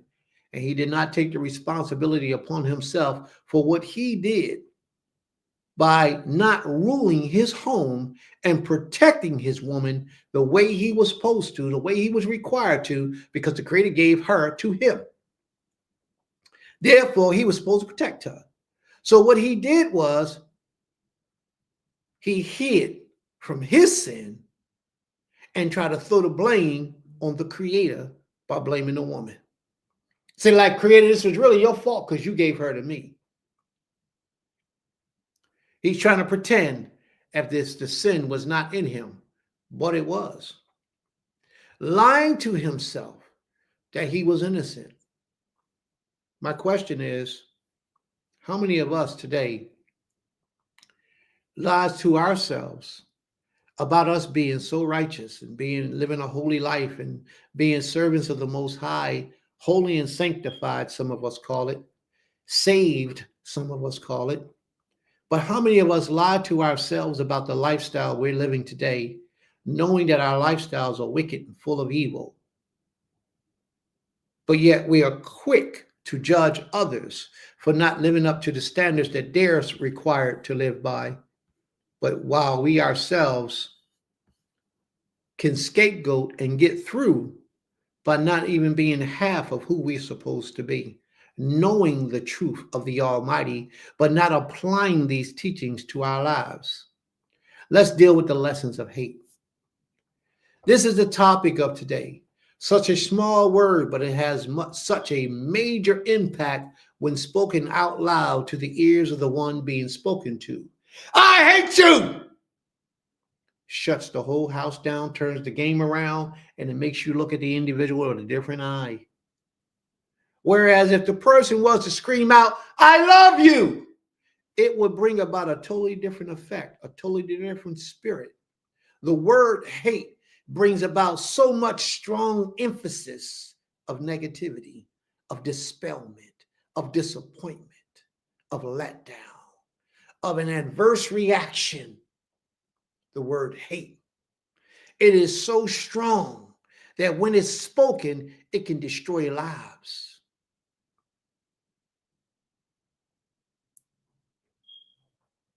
Many people use the word not knowing the full impact or the strength or force that accompanies this word. You know, I hear a lot of people today to walk around saying, I love you. I love you, man. I love you. I love you when they leave people. But do they really mean it? Do they really mean it? I tend to think that they don't. I tend to think that it's just something that people have begun to say, so it's a custom for us to say this in the absence of others as we vacate their premises, their persons. But do we really mean that I love you? Because you'll say you love them when you leave them, and then you talk about them 5 minutes later. Disrespect them behind their back. If the Creator ever allowed you to see some of the things that people say about you behind your back, you would never speak to those people again. But these are the same people that will sit there and tell you, I love you. And all along, what they really do is hate you and hate on you. But they call it expressing their emotions. And that's not the way it is. Job said he would never pray for the destruction of any of his people that have shown hatred toward him, that has hated him. How many of us can encapsulate the spirit of Job by demonstrating that through our actions? A lot of us right here, we got people that we know despise us. And for what reason? We don't know. It could be the way you look. It could be the blessings of the Most High on your life. It could be how you make life look so simple. It could be because you have the things that they've been trying to get but can't acquire. It could be because you have a wife. Matter of fact, you might have 2 or 3 wives and they don't have none. Every wife they had, it didn't work out with. Matter of fact, they had to come to you to get a divorce from one of them women. They will hate you and you will never understand why. Don't worry about why people hate you. Because in order for you to be in a place of demonstrating hurt for hurt, pain for pain, you cannot demonstrate righteousness and harmony with righteousness. Because harmony and righteousness does not exist in a place of hurt for hurt and pain for pain. Those are 2 different realms of the spectrum. One is up here and one is down there. It takes so much energy for you to hate people and to have it in your spirit that every time you see that individual, you got to grind your face up and not do nothing for them. That's hatred. It's so much easier to release the hate and live in the spirit of righteousness where you hate no one. Why? Because the Creator commanded it of you. Hate no one. And to love somebody doesn't mean that you have to allow people to abuse you. You just remove yourself from that equation. That's all. You don't have to hate them because they have done evil to you. But a lot of us, we show hate because we receive hate. Therefore, all we know how to give out is hate. That's not the ways of the Father. Of course, people get their righteous judgment, but they get their righteous judgment in due time, not because you lost control of your emotions. Who do you hate? Think about it for a minute. Think about it for a minute. Name 3 people in your life that you hate. Just get them in your mind. Just think about them. 1, 2, 3. All right, I got 5. I got 5. Just name 3 people in your life that you hate. Now ask yourself, why do you hate these individuals? Each one of those individuals that you just named in your life that you hate. Why do you hate them? What have they done? What is the reason why you hate them? And then how do you respond to them? So you have to ask yourself these questions. Why do you hate these individuals who you hate in your life? Because Job said, those that hate him, he never hated them back. Job says those who hated him, he never prayed for their demise. I promise you that what Job did was Job evaluated those that hated him and tried to find out why and tried to fix the equation, or he moved forward. There is no justified reason why one Israelite should be hating another Israelite. There is no justified reason. Either you accept it and move on, or you fix the problem. And if sometimes some things can't be fixed, you just got to separate yourself from that individual. But you show no hatred in your heart. So why were you hating these individuals? Do you now think to yourself, in me hating these individuals for what they did, is this how the Most High would have you to be? Do you think that you harboring this much of hatred or hatred at all in your spirit, in your essence toward your brother and sister, do you think that's pleasing to the Creator? There are a lot of us right now who will think we're princes and kings and morais and morai and priests and Kohen, all types of things we think we are. But we're guilty of showing hate to our brothers and sisters. And that should show you how far off you are from attaining that righteous spirit that the Creator talks to us all about. I got one brother, and I'm gonna call him out by name. But he is the most simplest, nonchalant, no hate bearing, grudge bearing, negative energy in his essence because he's so simple. His name is Brother Antoine. Gets along with everybody. Travels in everybody's houses. He's always over everywhere. He does anything for anybody. He's just a fabulous man. I have seen him be in the presence of an individual who spoke harshly against him. And he paid it no mind, no attention, and moved on and just did what he had to do. I've seen him demonstrate what it is that I'm teaching you today. He's a living example of it. And if you ever see him raise his voice, it's a rare occasion, extremely rare occasion. And he'll catch himself and calm himself right back down. He's a prime example of the story of Job. I couldn't imagine this brother praying for the demise of someone else just because of how I see him conduct himself in the presence of adversity. When people come against him, when people speak evil against him, people raise their voice and holler and scream at him in the phone. He don't raise his voice and holler and scream back. He politely, respectfully say what he has to say. And he won't hang up on you. He'll stay there and sit there on the phone and let you keep on ranting and raving about him while he's sitting on the phone listening. He might look at me and be like, man, this guy tripping. But he shows no hatred in his heart for any of the Creator's creation. That's a beautiful thing. Now, a lot of people might look at a brother like that and call him weak. A lot of people might look like a brother like that and say, oh, man, I can't rock with that boy. He ain't gangster enough. Oh, I can't mess with him. He's a two-book without even understanding who he is or what he believes and not even knowing. Just because he fellowships with people all around that believes and disbelieves as you disbelieve and believe, it doesn't make him what you want him to be. The brother is unique. He possesses a spirit that a lot of us don't understand what it's about. Hatred is a problem that's deeply embedded in the subconscious minds of our people and is there for the faintest of reasons, but yet it has the most strength in emotions throughout our loins. Hatred. Hatred means to feel extreme enmity toward. Hate you. Those words require a lot of energy to even say.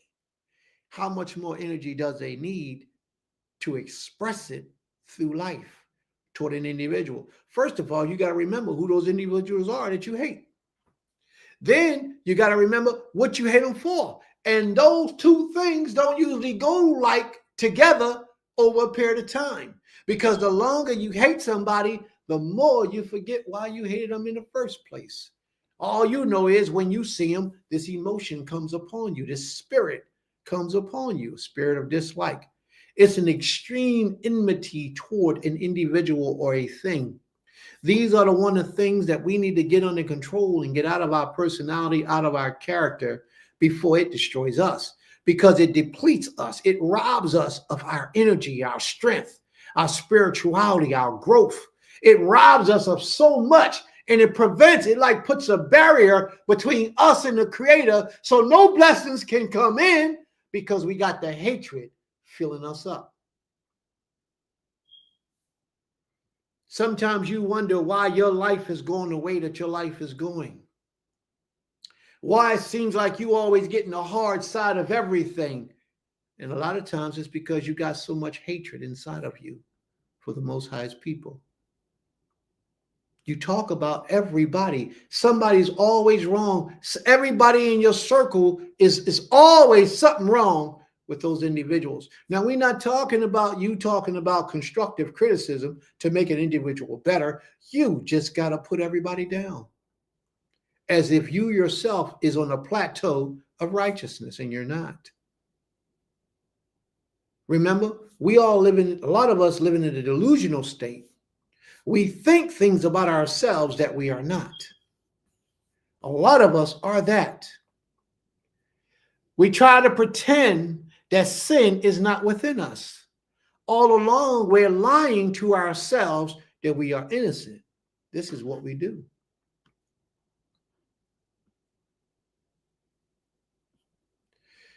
Hate is to have a strong aversion or dislike towards something or someone. An intense hostility and an aversion towards someone usually derived. Now watch how they say hate usually comes from. It usually comes from fear. It usually comes from anger. It usually comes from a sense of injury or lack of confidence in one's own self. Remember what I said earlier? A lot of those people who hate you will hate you because you make life look easy.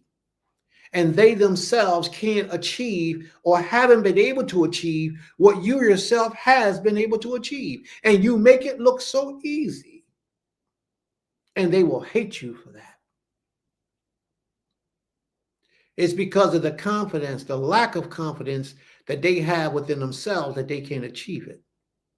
Some people will judge you based on the blessings that you have upon your life and hate you for that reason because you're so sweet, so kind-hearted. You get along so good with everybody.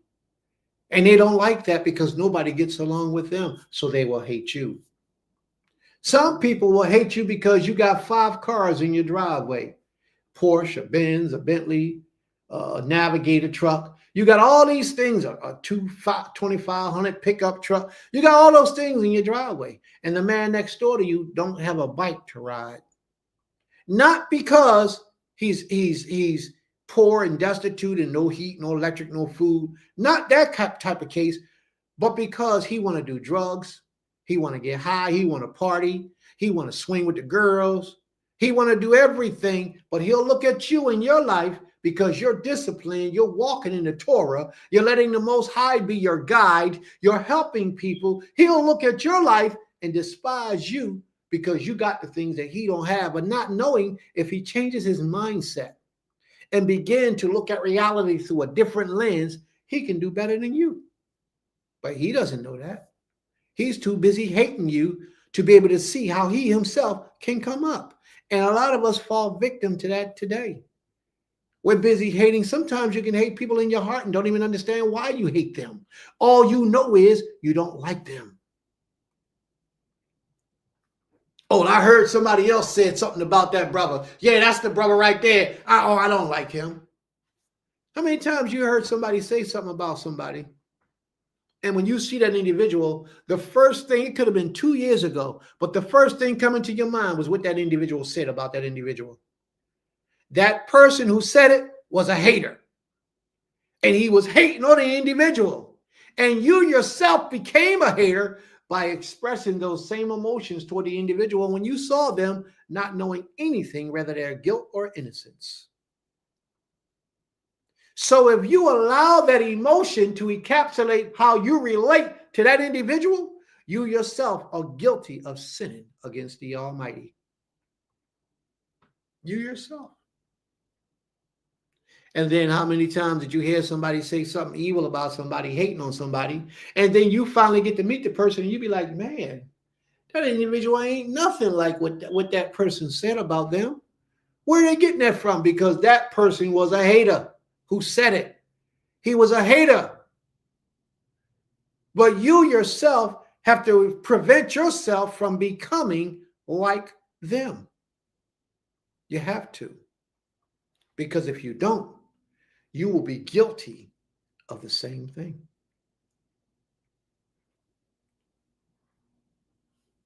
Jeremiah 4:14, it says, O Yisrael, wash your mind. Wash thy heart from wickedness, that thou mayest be saved. How long should thy vain thoughts lodge within thee? And a hatred is all about the power of thought. Because a lot of us hate other individuals after we've fought within ourselves for a period of time about some of the things that they got or don't have, or how they conduct themselves. It might be the way they talk. It might be the way they walk. It might be the way they look. I just hate them. And that's foolishness. There's no righteousness in that.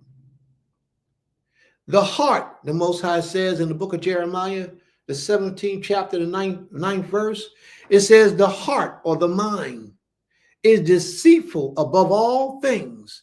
Your mind will desperately lead you to sin above all things, and who could know it? The Most High searches the heart. He searches the mind to try the reins, even to give every man according to his ways. Now, I want y'all to listen to what's being read here. The Most High searches the mind. Well, if the Most High is inside your mind, searching your mind right now, what is he going to find? Is he going to find hatred inside your mind? Is he going to find jealousy inside your mind? Is he going to find lust inside your mind? Because scripture says that the Most High searches the mind. He tried the reins to give every man according to his ways. So if the Most High finds all this wickedness inside of you, then that's your answer as to why your life is going the way that it is. And first of all, you have to be honest with yourself enough to recognize that your life is the way it is because of the way you conduct yourself, because of the thoughts you have in your spirit. Remember the man that I told you was the neighbor next door? The way he lived his lifestyle manifested what he had and what he didn't have as a result in his life. The Most High searches the mind.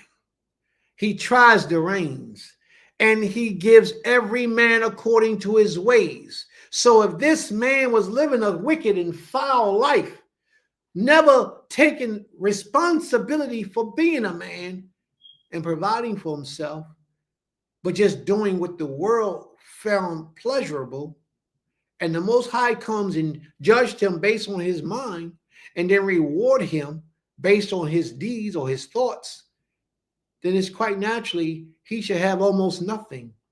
While the man who has a clean mind and a clean spirit, who has no hatred for anyone, has a whole lot. I hope y'all understand what it is that I'm saying.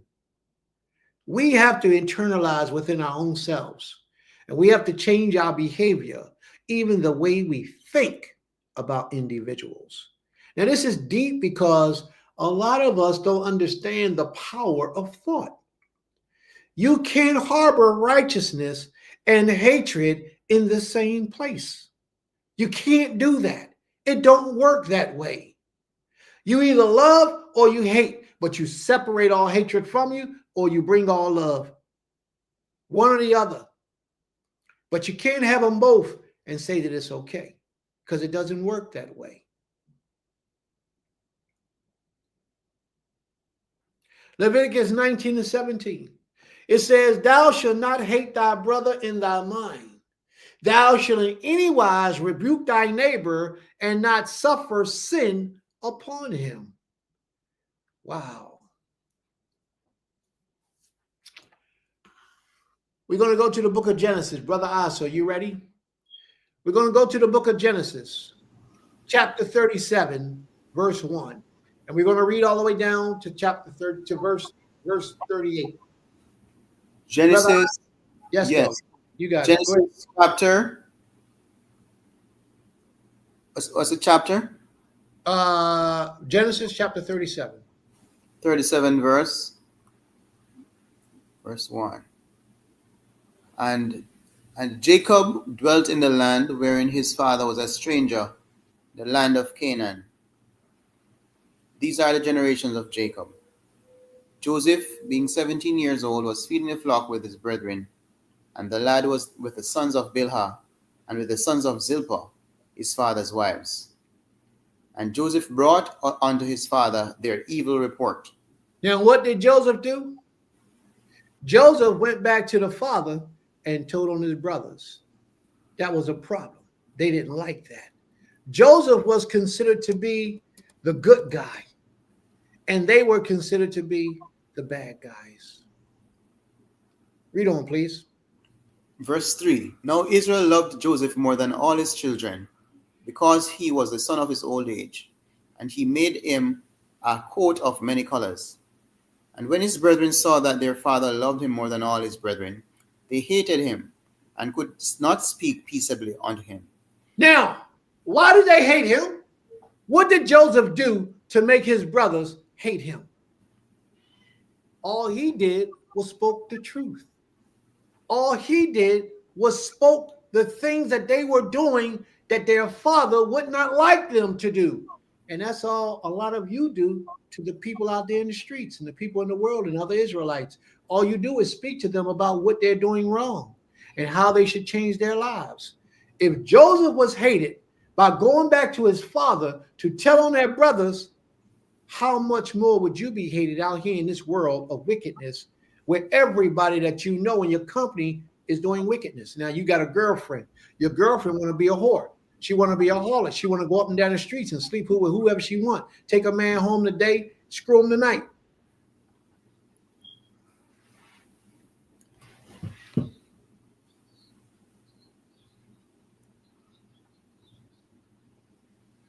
You follow what I'm saying? You sit down and you talk to her and say, hey, sis, you can't do this. Now, all of a sudden, your friend became your enemy because you're trying to enlighten her and better her. That's the same thing Joseph was doing. Joseph went to his father to tell his father what they was doing wrong so they could become a better individual. But you, in your mind, because your mind is still stuck in the streets, you call Joseph a snitch. I wouldn't want nobody like that around me either, because you yourself are still stuck in a mind state that you don't understand. You still have wickedness reigning in your loins. Joseph was a snitch. He shouldn't have been telling his father nothing. Joseph wanted what was best for his brothers. So therefore, he went to his father in hopes that his father could help his brothers to stop doing wickedness. But as you will see, it didn't help. The father would speak to them, correct them, but they still did wickedness. And the envy and jealousy that they had for Joseph just grew and grew and grew. Read on, please. And Joseph dreamed a dream, and he told his brethren, and they hated him yet the more. And he said unto them, hear, I pray you, this dream which I have dreamed. For behold, we were binding sheaves in the field, and lo, my sheaf arose and also stood upright. Now stop for a second. Something I want to share with y'all. Now, Joseph was the one that they called a snitch. Joseph was the one that they said we shouldn't be hanging around. Joseph was the one that they didn't like because Joseph wanted righteousness to be in the midst of the family. I don't know if y'all hear what I'm saying. Joseph lived his life one way. His brothers lived their lives a different way. And because their lives wasn't productive and conducive to the way that Joseph thought righteousness demonstrated and how they should be living, he went and told their father who he thought could do something about it. And he was hated for it because he stood up for righteousness. And they hated him for it. Watch this. But when the Most High saw the spirit of Joseph, because the Most High judge and reward you according to your heart, your mind. When the Most High saw the spirit of righteousness in Joseph, what did he do with Joseph? He set Joseph apart from his rest of his brothers. He began to give Joseph dreams. See what I'm sharing? Joseph didn't have hatred in his spirit, so therefore the Most High could use him, and he became a prophet of the Almighty. Same thing I'm saying to a lot of us in this audience today, those which are under the sound of my voice. A lot of you have spiritual gifts, but because you have hatred in your heart for your brother or sister, jealousy, envy, strife, because you have these things in your heart, it blocks your doorway to you receiving what the Most High has for you. A lot of you are prophets today. A lot of you are priests.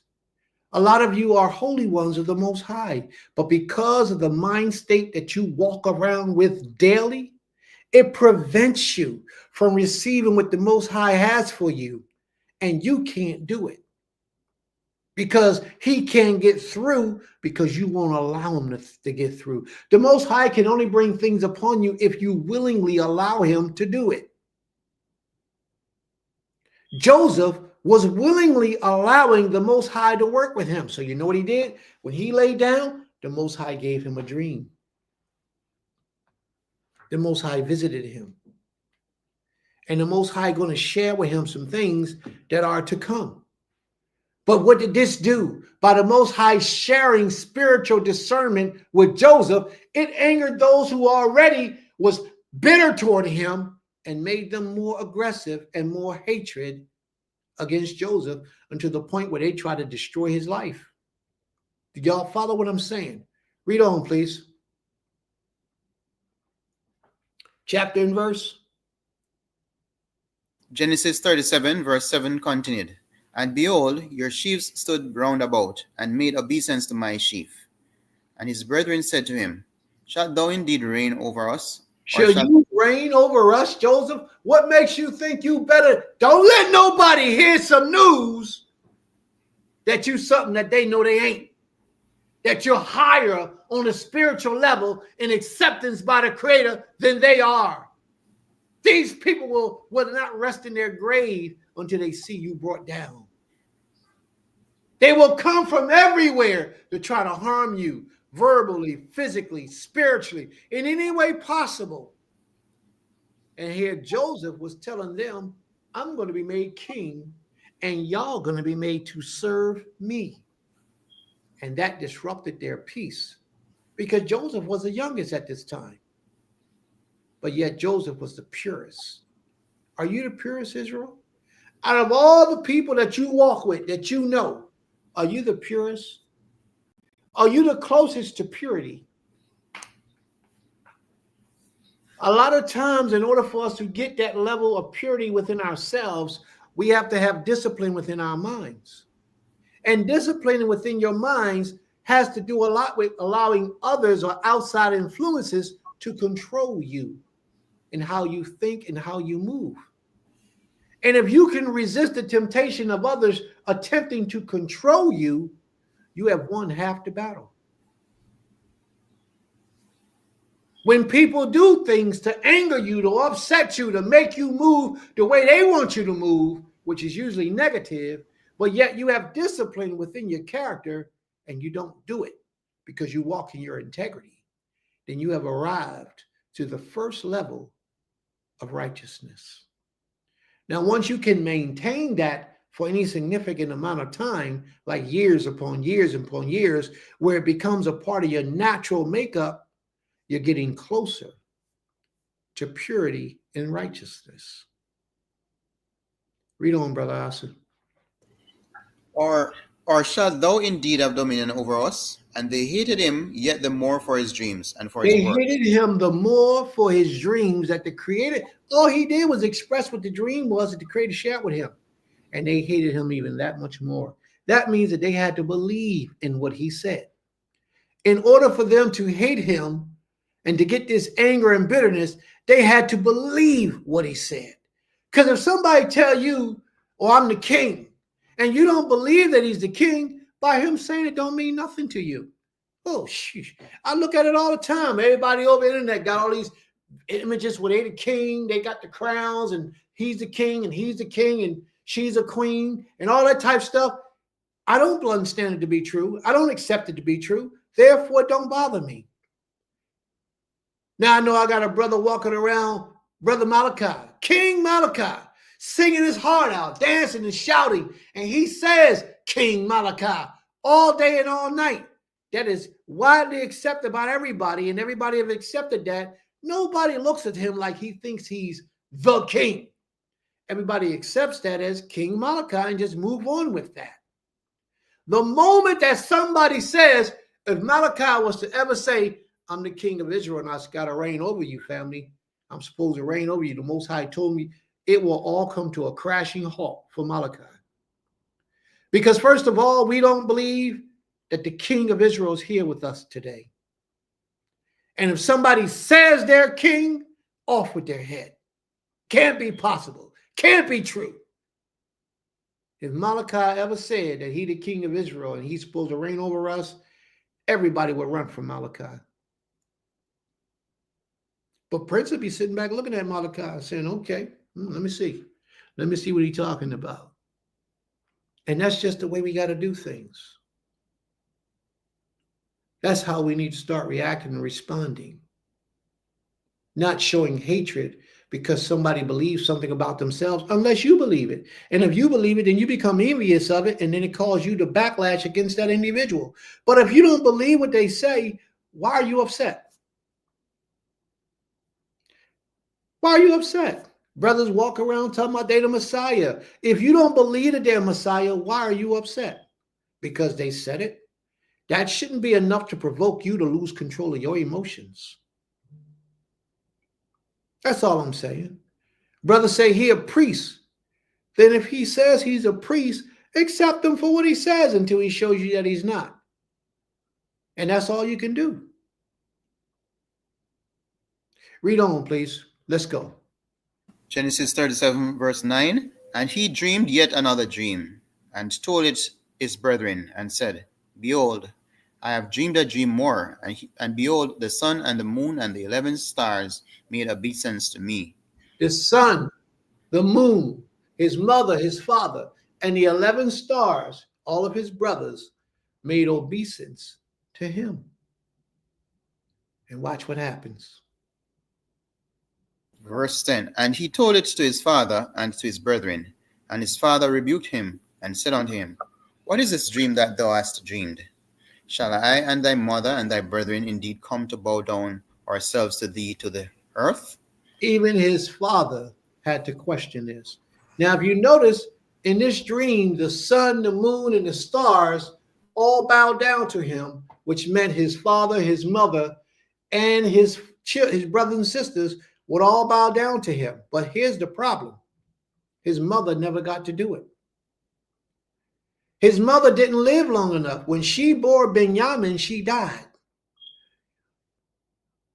She didn't live long enough to see him reigning as a king. You follow me? So that meant that even in your prophetic dreams that the Most High gives you, something could be off. Something doesn't mean that the whole dream is null and void. Now, that's the simplicity of way of understanding righteousness and how the Most High deals with his righteous ones. Read on, please. Verse 11. And his brethren envied him, but his father observed the same. Now, his brothers who were full of hatred for him, they envied him. But remember, his father loved him. Those who love the righteous, the Most High will protect. Those who hate the righteous, the Most High will cause to suffer. His father envied his father just had to sit back and watch to see what was taking place. But the brothers, they hated him even that much more. So they had to reap the havoc of the Most High. They couldn't receive the blessings from the Creator. Now we talking about Judah. We talking about Levi. We talking about Issachar. We talking about Zebulun. We talking about all his brothers were receiving the wrath of the Most High during hard times. They had to suffer because they had so much hatred in their hearts. Y'all got to remember this. When you learn how to hate, you demonstrate hate in other areas of your life. You don't just hate that one individual. You learn how to hate other things that you shouldn't be hating and other people that you shouldn't be hating. You hate your job. I hate going to school. You learn how to express hate in different ways toward different things.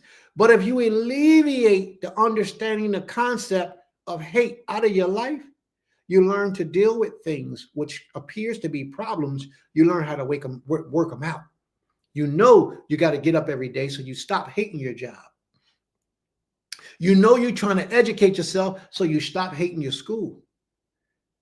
You know you can't do all this stuff around this house by yourself, so you stop hating your wife. Got you, didn't I? I know. You start to appreciate her that much more.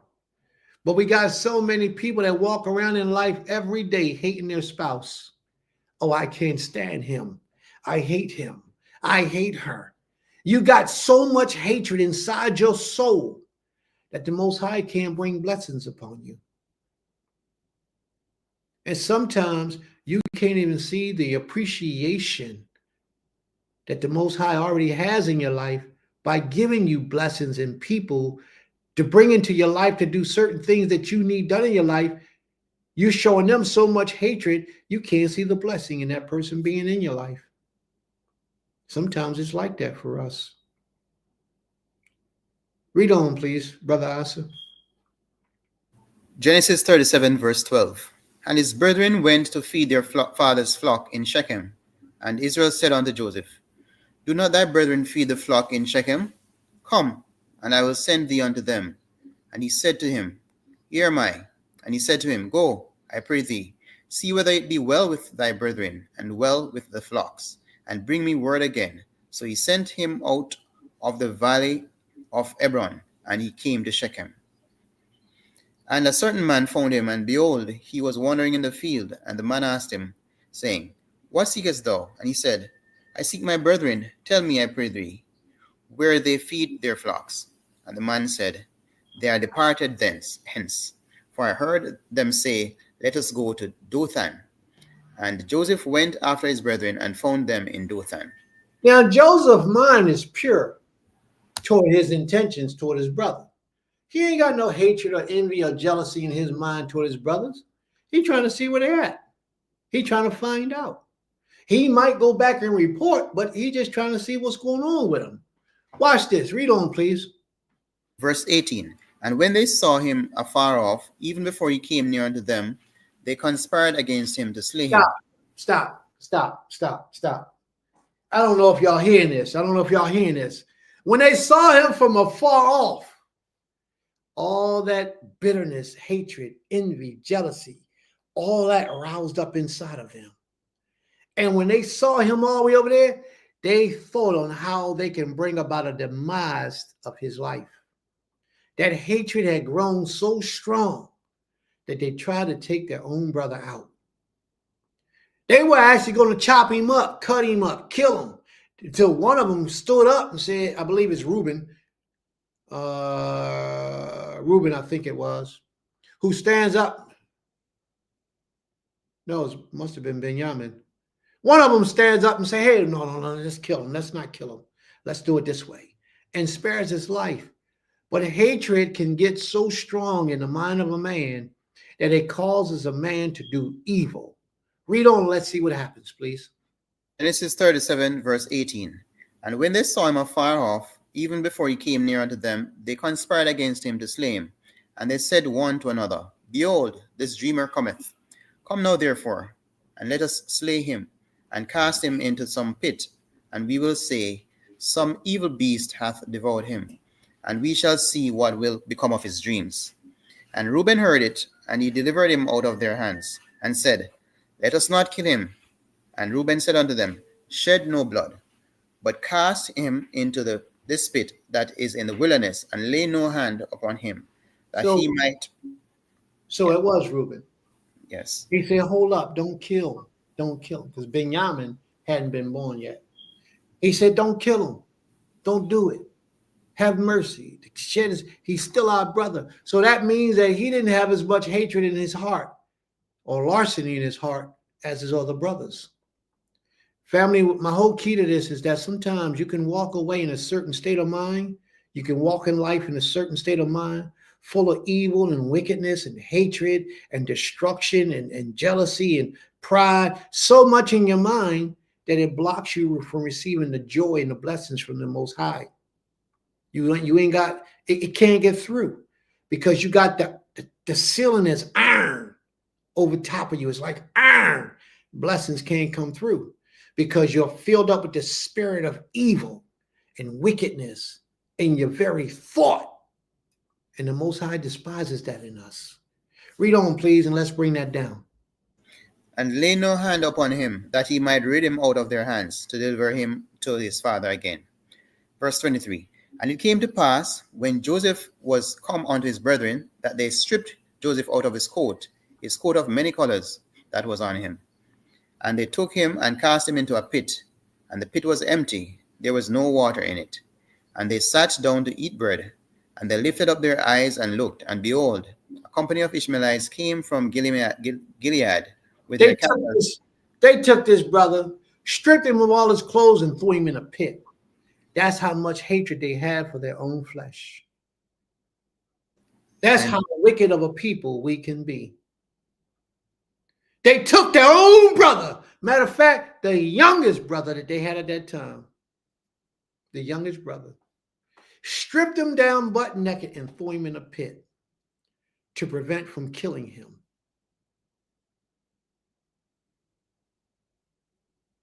And then what did they do? They made up a whole bunch of lies about him and then went to the father and told all these lies and made the father believe something that wasn't true.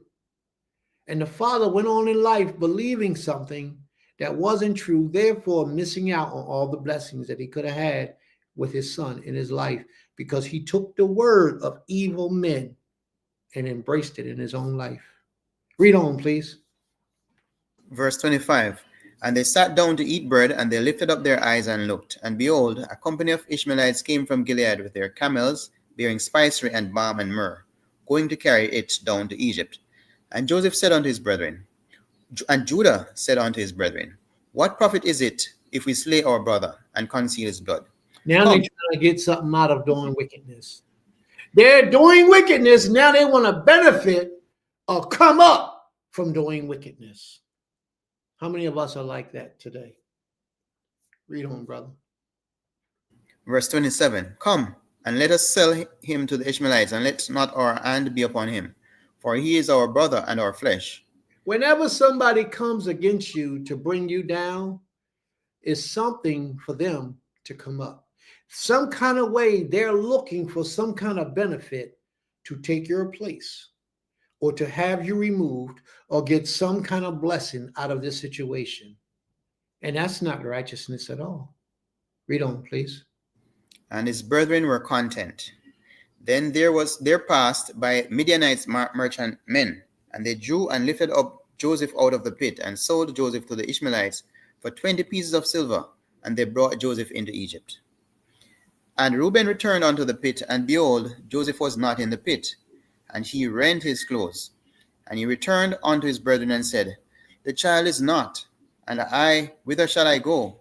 And they took Joseph's coat and killed a kid of the goats and dipped the coat in the blood. Now here comes the deception.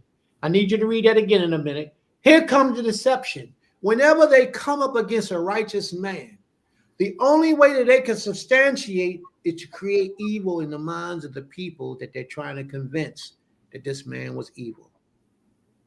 So what they had to do was they had to convince their father that Joseph was dead. So they had to fabricate a story to present to their father to convince him that they were righteous or in the right for what the report was that they brought back to him. Watch how they do it.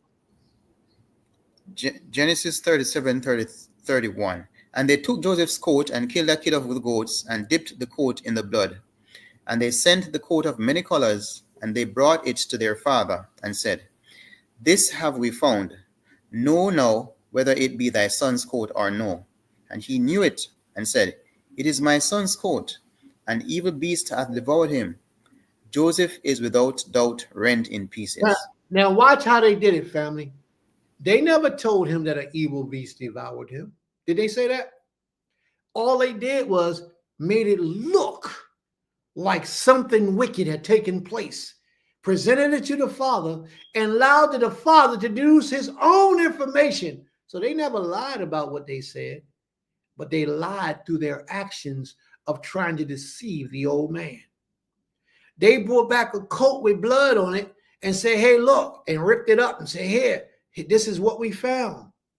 So in essence, what they did was they told him a lie that a beast devoured his son without actually saying it through their mouths. And this is what people who hate do. They pervert justice.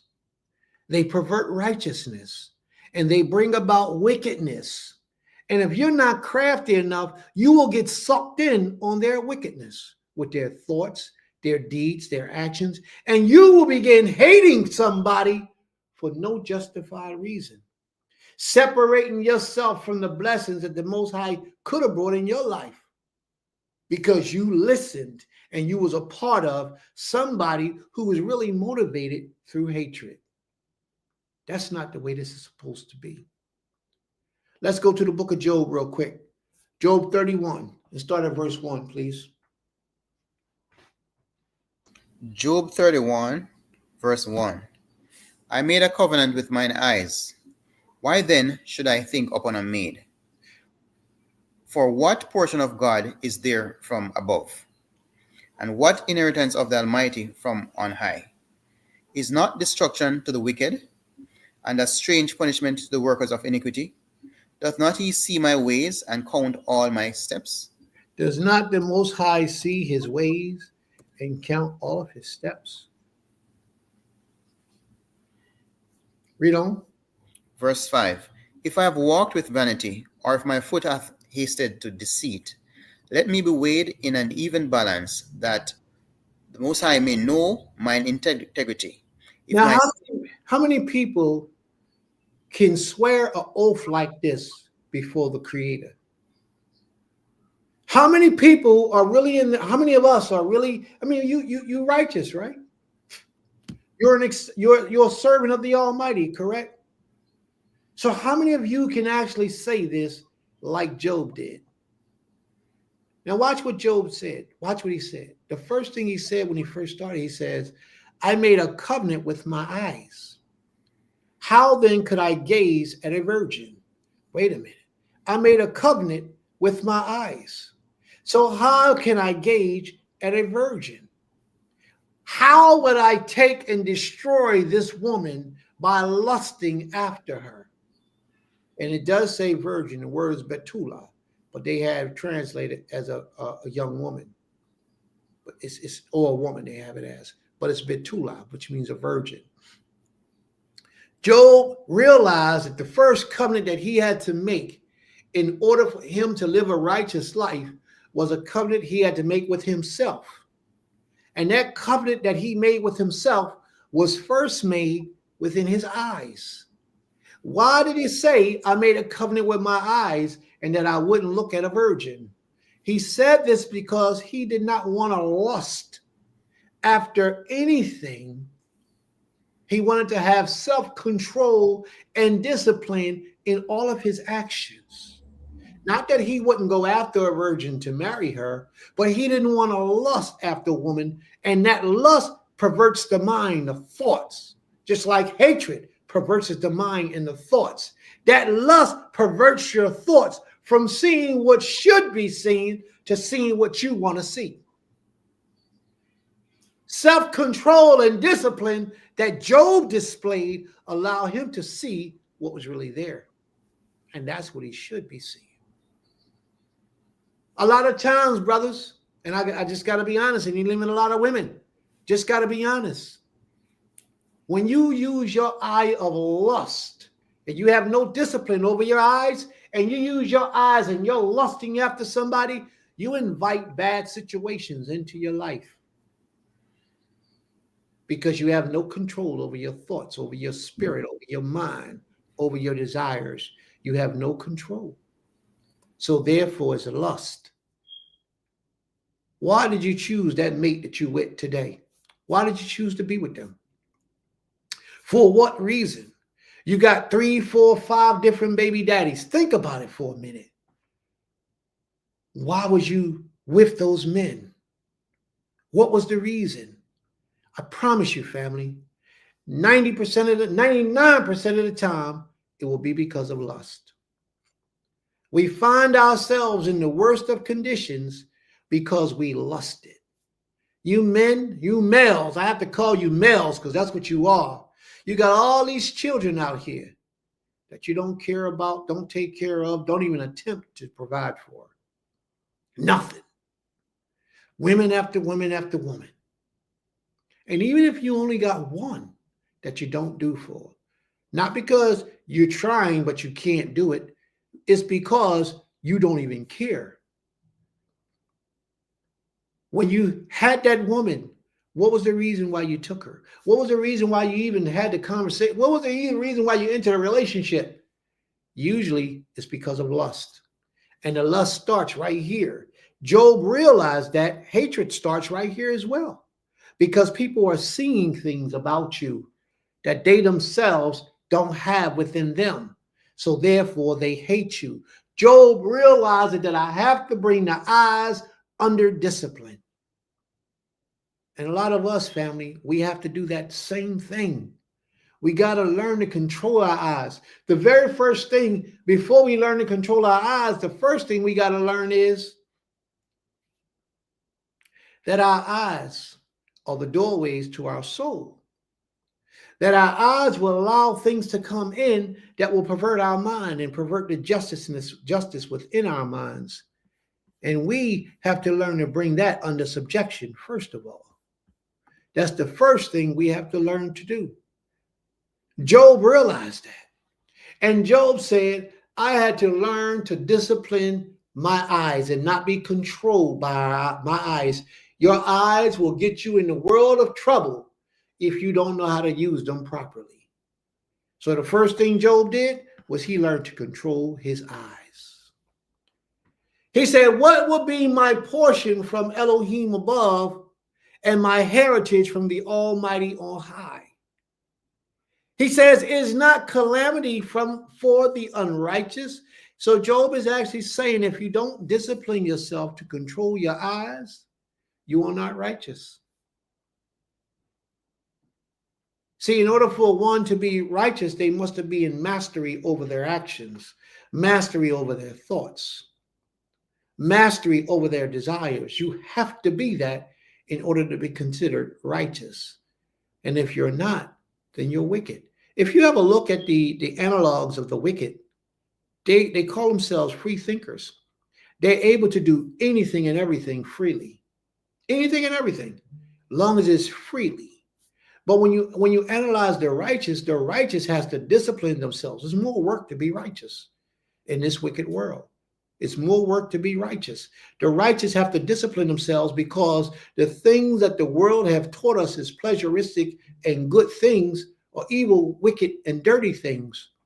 And unless you're disciplined, you will give in to those evil, wicked, and dirty things. Think about it for a minute. Think about, here's the reality of what I'm saying. Woman's married. A woman's married. And she sneaks off at work and have sex with a coworker, only to go back home to her husband, and then have sex with him later that day. She gets impregnated and blames the baby on her husband, all along knowing that she had sex with somebody else, and the possibility of it being her husband is long overdue, and it might not be her husband's. She allowed him to raise that child for 15 years. One day, the man goes get a blood test and find out the baby's not his, confront the woman, and what does she say? Oh, I didn't know. What did I do? Let me share something with you, family.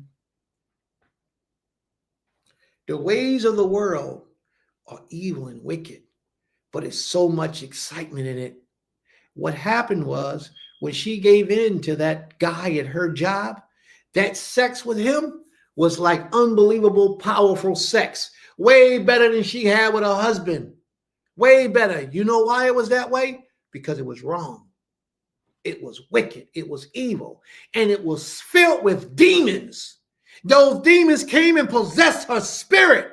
They infiltrated her because she opened the door and let it happen. Those spirits came and infiltrated her and possessed her. So anytime you have wicked sex, it will be the best sex you ever had in your life. Then you can have righteous sex if you have a righteous mind state, and it will be the best sex you ever have in your life.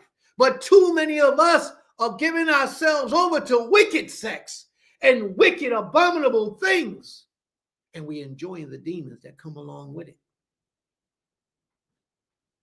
Job understood that he was on the side of righteousness and not the side of wickedness. Read on, my brother. Job 31, verse 7. If my step hath turned out of the way, and mine heart walked after mine eyes, and if any blood hath cleaved to mine hands, then let me sow, and let another eat. Yea, let my offspring be rooted out. If my heart have been deceived by a woman... Job was so on point. He said, if he got any wickedness in him, let his offspring suffer. Let them meet hell and suffer and not be deprived of what they need, because real men, that hurts real men to not be able to provide for their children. not have their children and have a prosperous life. That hurts real men. Job said, let me suffer if I'm guilty of doing evil and wickedness and holding hatred in my heart for any of the Creator's people.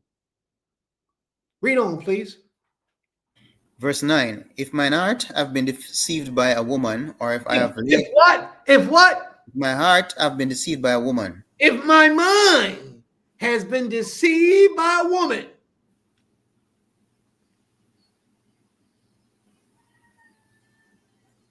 Read, brother. or if I have laid wait at my neighbor's door, Or if I laid wait at my neighbor's door. See, this is all acts of hatred. Read on. then let my wife grind unto another, and Then let let others my go down. wife grind unto another. That shuts the whole equation down. Job said, if my heart is evil toward my brother, or if I lay wait at his door, or if I went and my soul rested in the bosoms of an evil woman, then let my wife grind on another man. That means I don't need a wife. I'm not worthy of having one if I'm not a righteous man. Read on, please. For this is an heinous crime. Yea, it is an iniquity to be punished by the judges. It's an iniquity to be punished by the judges. Read on. Verse 12. For it is a fire that consumeth to destruction, and would root out all mine increase. If I did despise the cause of my manservant or of my maidservant, when they contended with me, what then shall I do when God rises up? And when he visiteth, what shall I answer him? He says, whoa, Job says, if I have rejected the cause of my manservant or my maidservant when they brought a complaint against me.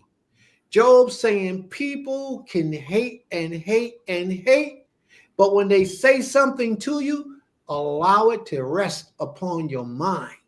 Evaluate what they say. See if you're guilty. And if you're guilty of the accusations, then you ask for forgiveness. And you change and don't do it again. But if you're not guilty, then you can just let it go. But don't just let people say things to you and you not take it to mind and see what they're talking about. He said, because the Most High will rise up against you if you don't. And how can you answer the Most High when the Most High says, hey, did you hear what they said? How can you answer the Creator? You know, arrogant people don't pay attention to what people say about them. My advice to your family is that whenever somebody complains about you and you're getting the same complaint over and over and over, start to evaluate yourself to see if what they're saying has some validity to it.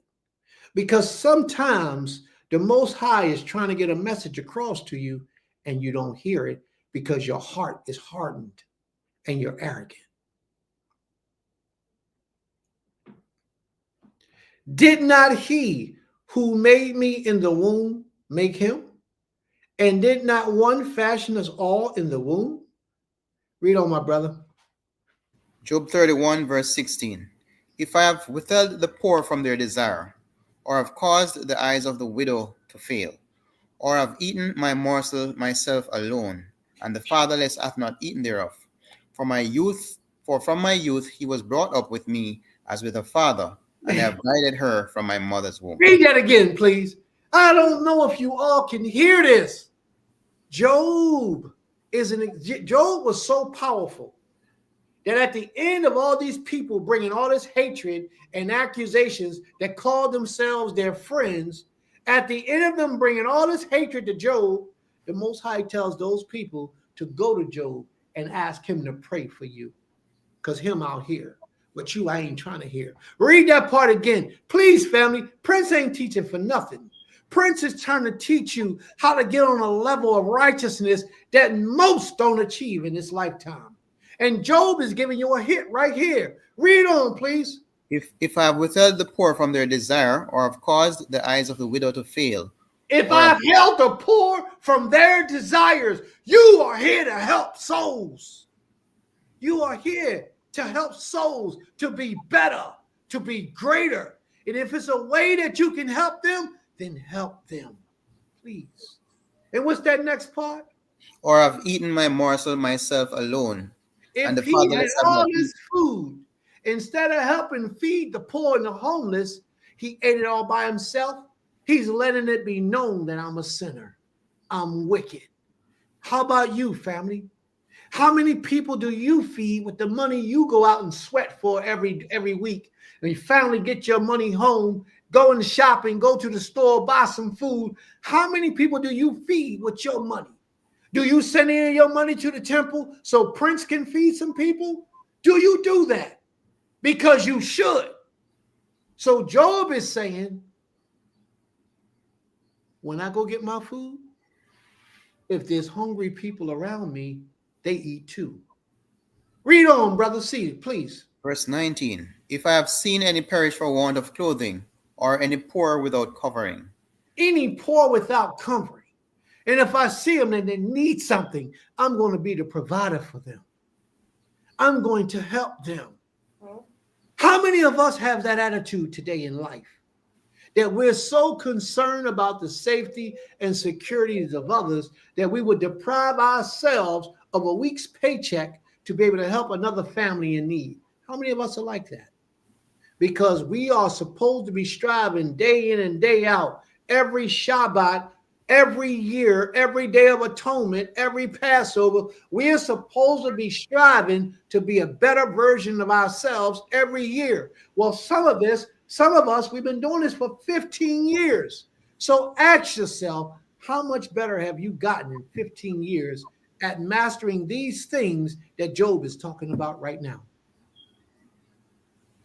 How many of these things have you mastered over 15 and 20 years of serving the Creator? Or even 5 or 10 years, or even 1 year of serving this King? How many of these things have you learned to do? Most of us is all about me. What can you do to help me? I'm not asking you to help me. By giving to me, you're not helping me. You're helping the Most High's people. Because I take and I give to the people. I feed the people. I help those who are not able to feed themselves, clothe themselves, house themselves. That's what I do. And any man who stands in a position of leadership over the Most High's people, that's what he's supposed to be doing. He don't live off the back of the people. You don't pay my rent. You don't pay my gas. You helping someone else to be able to ease the pain and the suffering in their lives by donating to what we do. You're helping little children to be able to be taught, be educated, so that they can learn how to be better individuals and profitable citizens in humanity. That's what you're doing. But if you're not doing these things, family, you're not making sure that the person who doesn't have clothes or food to eat or a place to stay, if you're not doing these things, then you are not serving the Creator. I don't care how you shake it, how you bake it, and how you wanted to make it look. You're not a righteous servant before the Almighty. And maybe that's why your life is going the way it is, because you're full of hatred. Well, Prince, how does that got to do with hatred? Because if you got it to give and you don't give, it's because you got hate in your spirit. That's it. If you got it to give and you don't give, it's because you're full of hate. There is nobody who loves somebody and will see them without and don't provide for them. There is nobody who loves somebody and will see them without and have the ability, but see them without and not give to them and not provide for them and not help them. It doesn't work that way. The only way you can do that is to have hate in your heart for that individual or those individuals. There is no way in the world you can do that and say you love somebody. So the next time when you walk away from somebody and say, I love you, tell them to prove it. Tell them to prove it. Prove to me that you love me. Don't take people for face value no more. Just because they call you up and associate and eat at your table don't mean they love you. Sometimes it's just a lot of freeloading going on. Sometimes it's just a lot of freeloading going on. Some people will ride that boat and allow you to provide all of their needs for 10 and 15 years because they see the type of heart you have. But all along, they say, well, I never joined that group. All along, they say, yeah, but that wasn't a part of me. I really didn't do. No, I didn't make no oath. No, I was just an association. They're living off of you. They're sucking up all of your energy and benefiting from you, but never pledge their allegiance to you or the purpose that you serve. That's not good. And this is all done deliberately so that they can always say, but I didn't. I didn't. It wasn't me. And that's not the way we're supposed to move. If we in it, we're supposed to be all in it.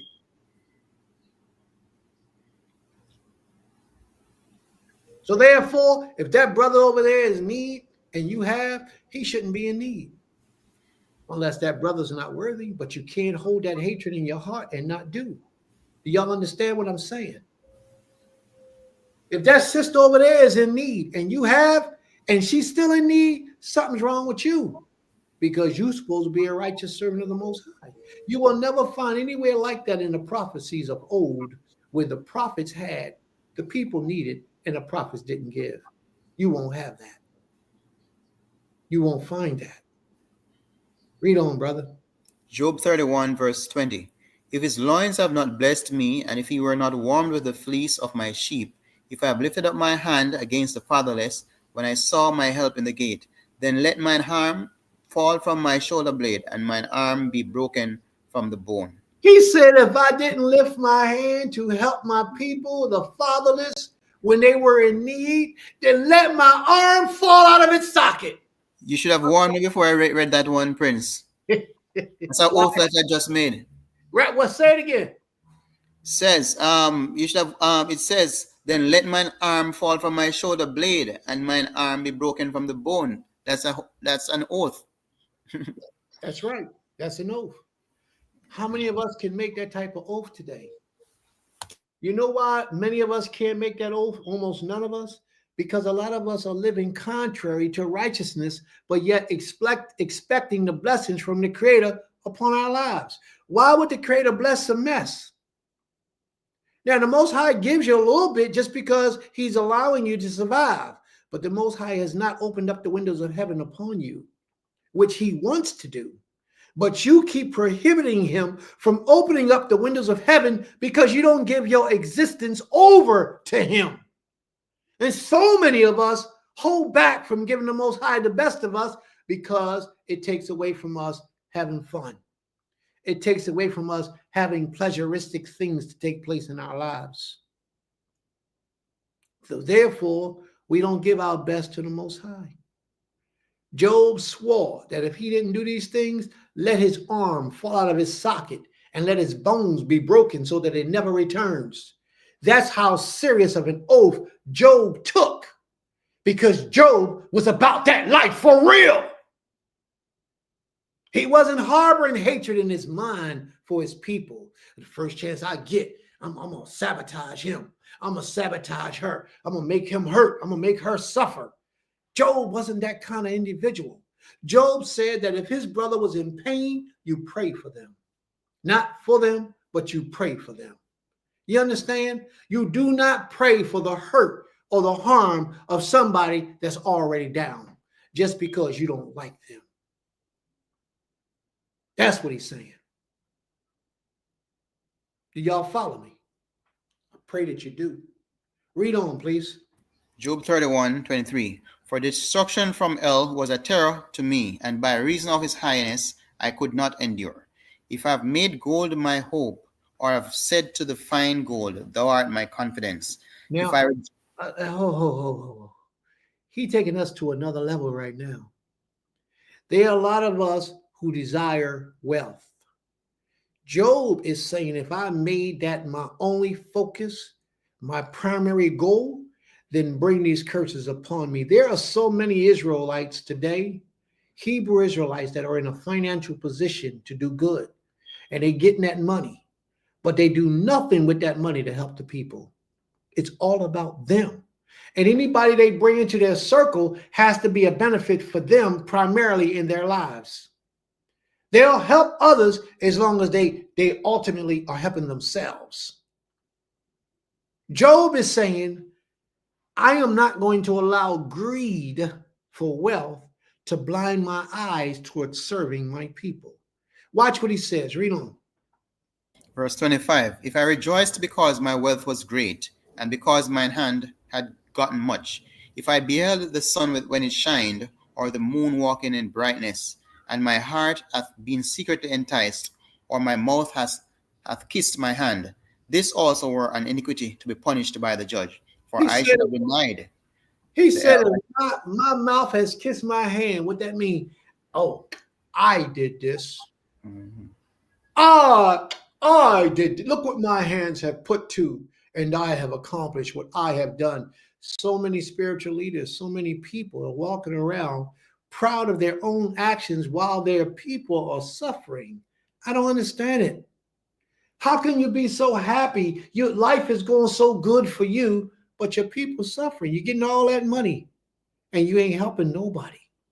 Now, I know you got a lot of people around you, but you ain't helping none of them. Everybody that's in your life is benefiting and keeping you on that position and place where you are.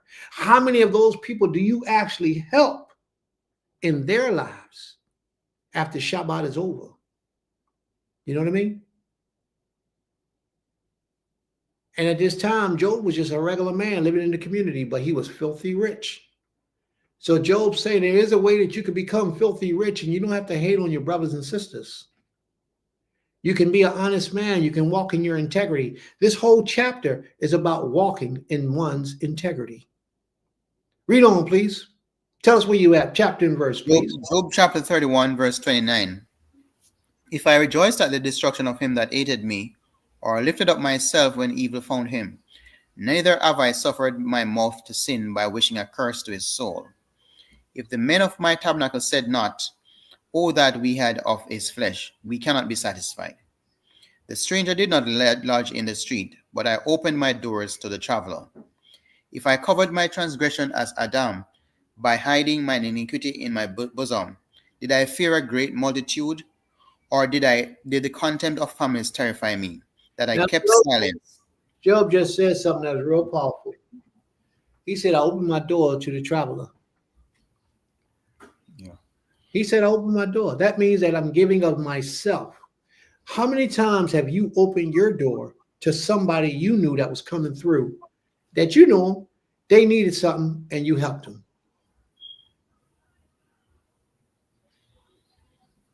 How many people have you helped in that manner? See, it's not for us to hear and hear alone. It's for us to do. When we learn righteous behavior, we have to incorporate that in ourselves. So everybody within the sound of my voice that have found yourself falling to some degree to live up to these standards of Job, you should be praying silently in your heart as we read these things. Creator, please allow me to be more like this.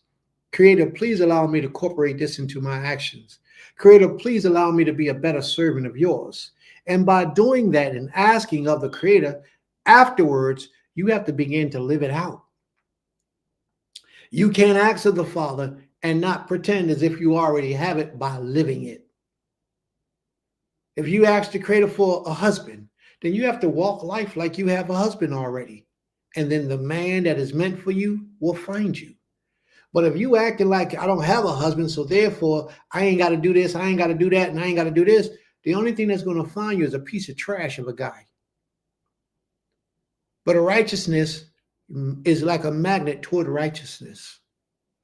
If it's something that you desire from the Creator, you ask the Creator for it, get up off the ground and live like you have it.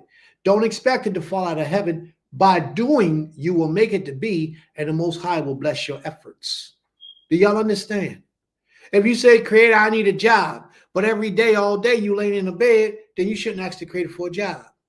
If you say, Creator, I need a job, and 6 o'clock in the morning, you leave your house to walk the streets and knock on doors, knock on stores, and pick up phones, and, hey, I'm looking for a job, then the Most High blesses your works.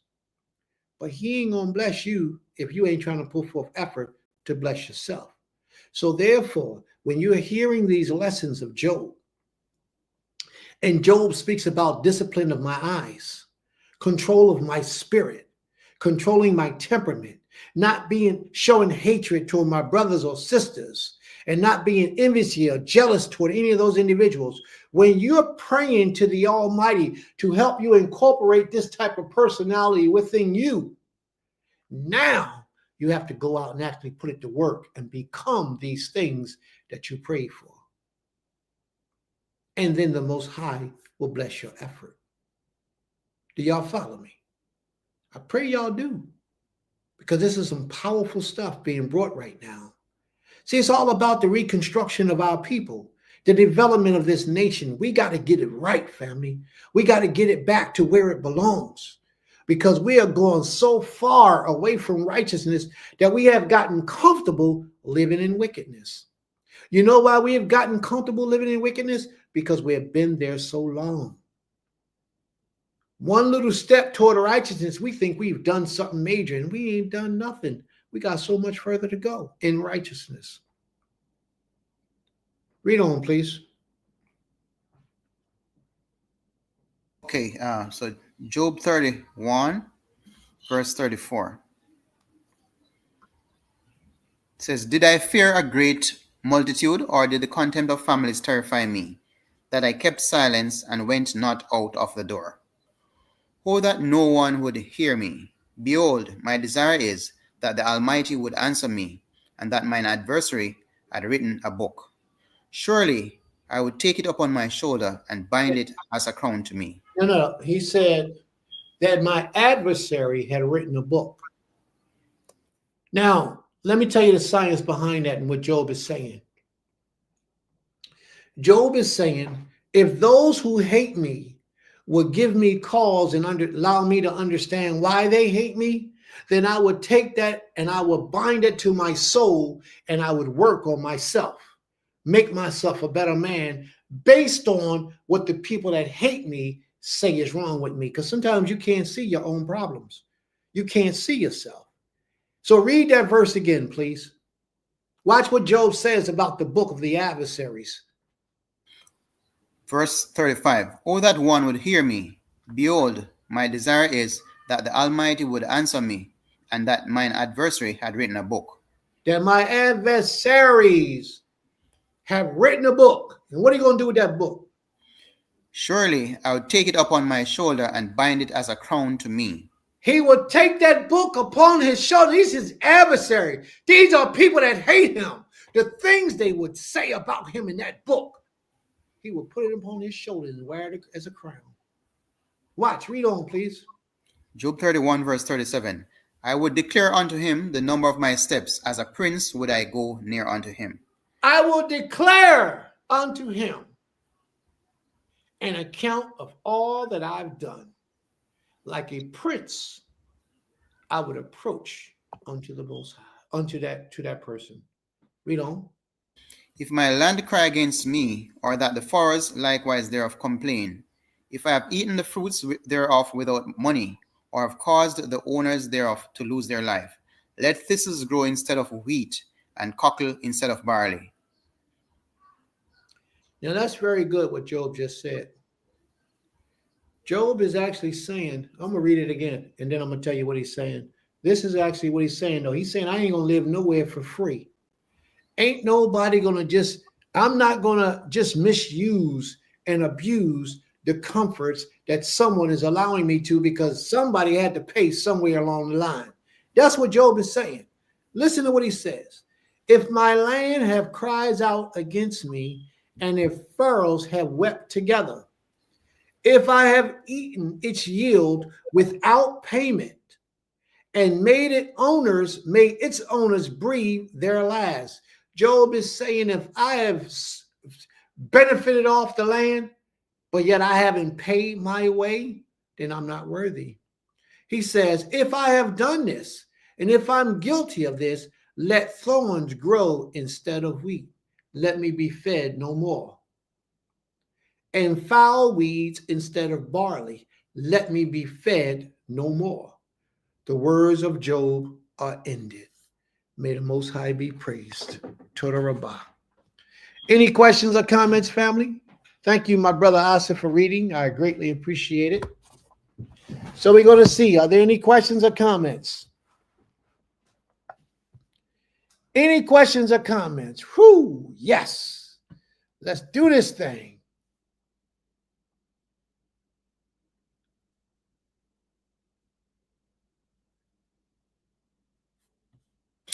Okay.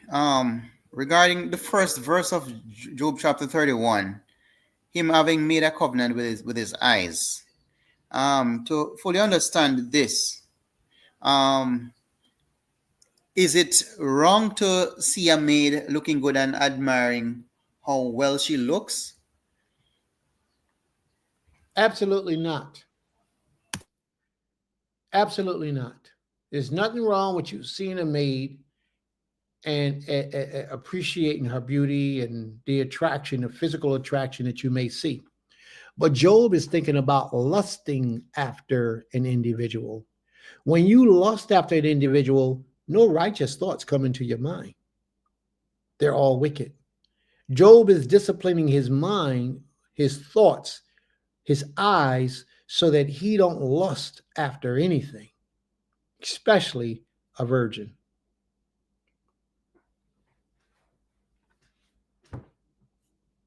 Is that the sum total of your questions, brother? Yes. All right. May the Most High be praised. Iman, you got that? Cain, Coach Saadia says, Cain, once we know our help comes from Ha'el, we don't have to waste time doing or saying wickedness. Real. Absolutely. Chief Malak says, Eob became more rich after the contest in the heavens was waged. May the Most High be praised. Coach Saadia says, reconstruction of the people equal reconstruction of the mind. Absolutely. May the Most High be praised. Sister Kadasi says, hallelujah. Praise the Most High. And then she says, Saadia is continuing with her comment, or vice versa. And then she says, as we're alive, our strive to be better and actually become better should be our daily job. Should be our daily job. May the Most High be praised.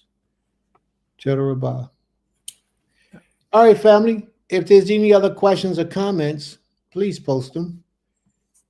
If there's any other questions or comments, did you get anything out of this lesson today? Has this lesson helped you to be a better individual, helped you to walk closer to the Most High? Has this lesson affected you at all by way of righteousness? Please let us know, family. What did you gather out of today's lesson? Speak unto us and let us know.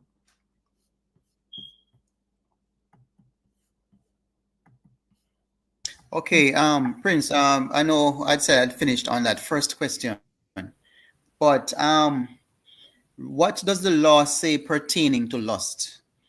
And what reference in scripture really condemns lust? You know, some certain things about Torah are spelled out through the duration of scripture. All right. So when you start talking about lust, let's look at the Hebrew scriptures, the 10 Commandments. All right. Let's go there. Exodus 20. And I believe it's around verse 18, I believe. Let me see.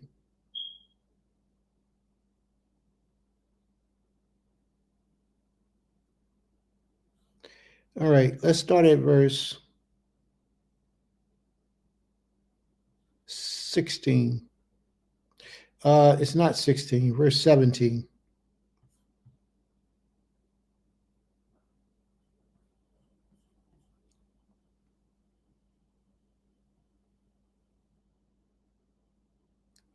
All right, verse 17. You should not covet your neighbor's house. You should not covet your neighbor's wife, nor his male servant, or his female servant, or his ox, or his ass, or anything that is thy neighbor. To covet is to lust after something. And when you allow the lust of something to enter into your mind, into your spirit, as I explained earlier, you don't see that thing for what it actually is. You see it for what you want it to be. So when you begin to lust after something that belongs to someone else, that's a problem. That's an issue. When you begin to lust after anything except something in righteousness, you're sinning against the Creator. Therefore, you shouldn't lust after anything except righteousness in this lifetime and forevermore. But when we living in our lives and we lust, it causes us to do things that in our right mind we wouldn't do. Like, for example, Shechem and Dinah, when he saw her, he lusted after her, and he took her and he forced his way on her. And later on, he come back talking about he wanted to marry her, but he should have did it right the first time. And then after that, we had a brother, I can't remember the brother's name, who lusted after his own sister, King David's children. And he took her. And then right after he got her, he no longer wanted her, and he put her away. And this is all done out of lust.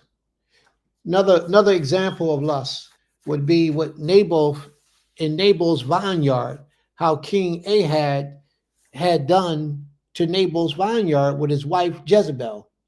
The king wanted the vineyard out of lust. He was lusting after something that belonged to his brother.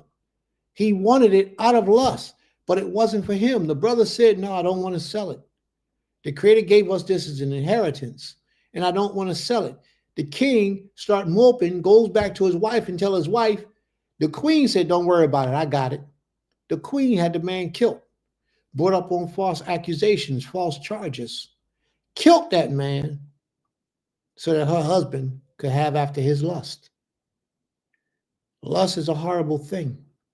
Lust is something that we have to learn to control.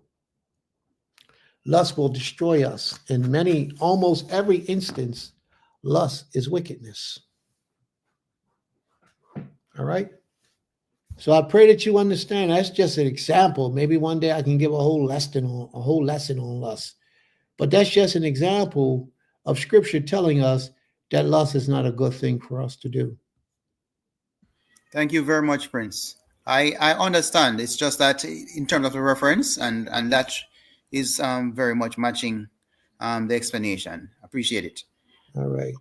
May the Most High be praised. Yeah, lust is a horrible thing. And when you allow lust to enter your mind, you no longer think clearly. You can no longer see straight. And most of us in relationships today was out of lust because we allowed our eyes to control the situation. It was something about that. Man, I just like the way he looked. I just like the way he talked. Boy, he just looked good. I like the way he walked. Look how he walked. Yeah, I like that. And all of a sudden you start lusting. And then all of a sudden when you get that man's attention or that woman's attention, all righteousness leaves. And you will begin to, if they're good at what they do, you will begin to violate all the principles that you have in life to please that individual. If you're in lust with this person, you say, well, I don't sleep with no woman on the first date. Oh, you'll break that lust if you're lusting. You'll break that principle if you're lusting with an individual. And the first date will be whoopee because you're lusting. But if you stand on the principles of righteousness and you're in control, you won't do that. Go ahead, Ima. Can't hear you. Aim Sukari says, heart-rendering thoughts of checks and balances. Healing from life experiences can create endurance to prevail when managed with the guidance of the Creator. Absolutely. May the Most High be praised. And Avnadathai says, Cain, hearken, hear, and do. May the Most High be praised. Total Rabbi. So, family. Hold on for a minute, Ima. That's all. Those are the only people that got something out of this lesson today. Those few people, they're the only ones who got something out of all this information that we shared today. How has this lesson benefited your life?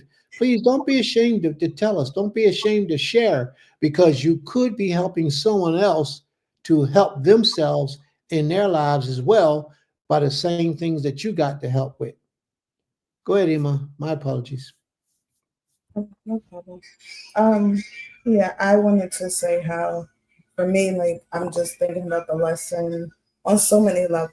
Just his vows, like, his vows were so deep. It was like he was vowing things that most people wouldn't even have a thought to vow of because he stood on that righteousness. And so it just made me really understand that that's how we have to be when we are standing for the Creator, standing for righteousness.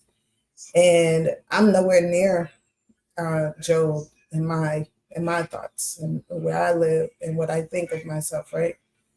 But I wanted to bring an example because I'm here majority of the time with my father.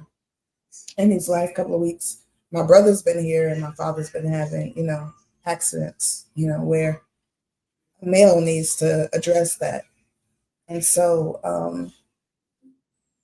I've been like preparing for my brother to leave and asking, different community people that my father has been associated with to send brothers here for the overnight process to be with him, to help him get a shower, all these things. And my sister was like, oh, well, if you do the enema. And I was like, well, I can't do those things for him because then I'll be violating him, one, because he's a man, and then myself. That's right. And so, but because my family, even though we grew up Muslim, and these some of these same rules and practices are, delved in that too, but most of us have grown up and don't still practice that way of life. So I just had to remind, my sister a few times, like, I'm a woman, he's a man, regardless of him being my father.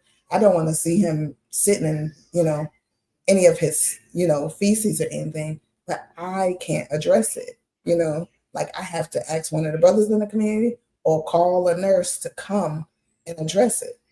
And then, and I was telling her if I had to do that, I would have to actually put blindfolds on. And I still would be violating because I still would have to physically touch him. And that's not, what is allowed either. So, but the eyes is what, we were talking about. And even with dressing him, I'm like, physically, I have to blind myself and just guide him and helping him if I helped him to get dressed and nobody was here. So, I'm just thinking about all the different things that we find excuses for to do something that we know we're not supposed to do. Like we have to stand on that principle and that law that the Most High said already about certain things about our parents, about whomever it may be. And even I was talking to her about the cleaning of the body and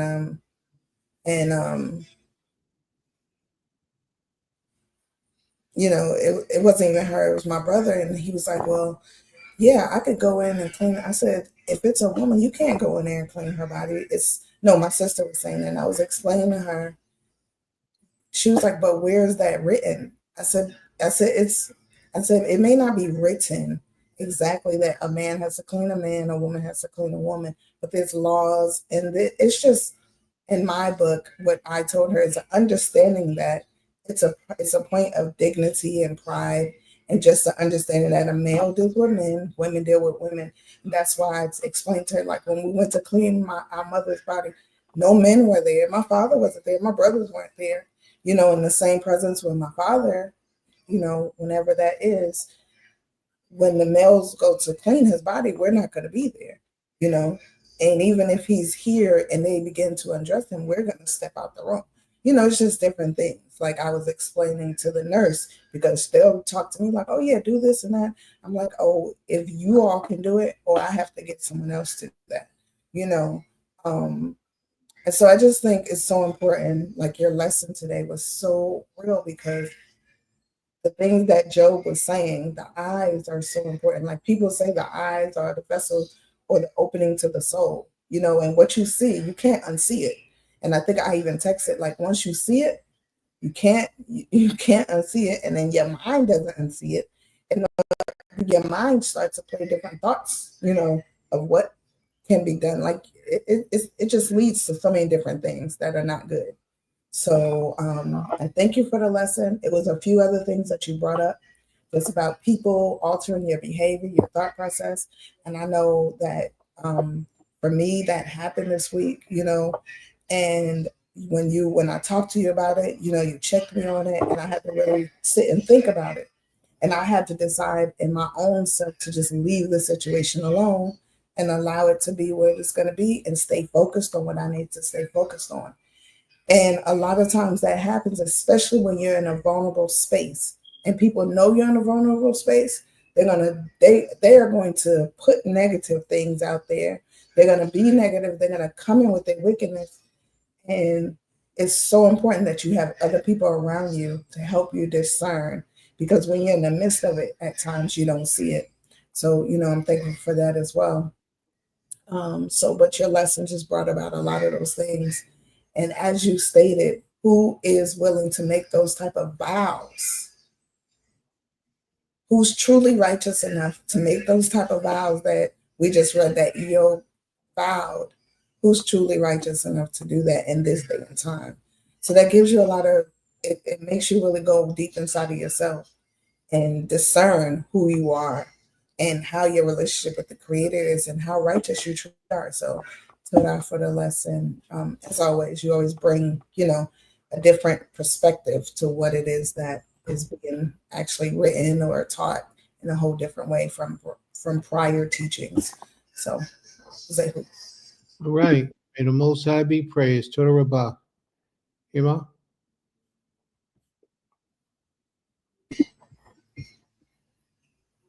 Sorry. Chief Malak says, violent creator by seeing your parents' nakedness.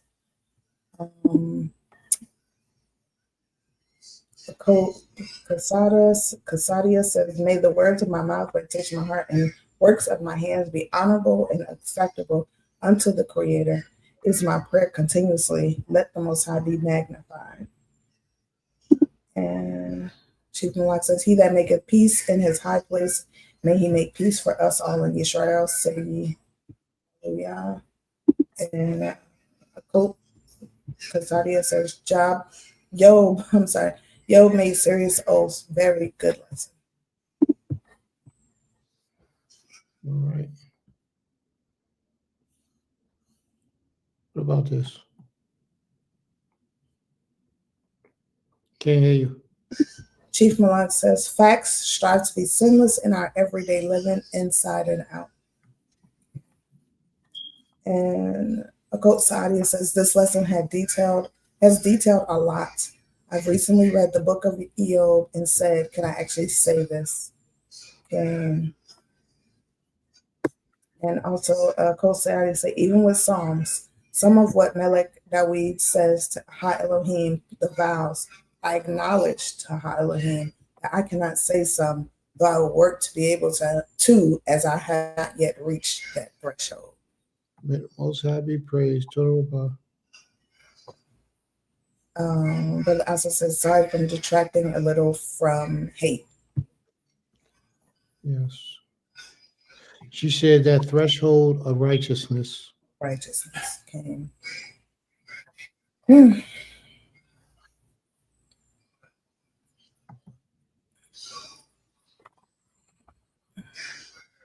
I read that, babe. Oh, okay. I read it. All right, family. I guess that's about it. Well, Aim Sukari says, there are times in life when the adults in your life change from caring for you, and now you're in that position. Find your way. Absolutely. May the Most High be praised. And then Brother Asa says, there's so much we can do to serve others. Absolutely. And that's the mind state we have to be in. That's the mind state we have to be in. What's that right there?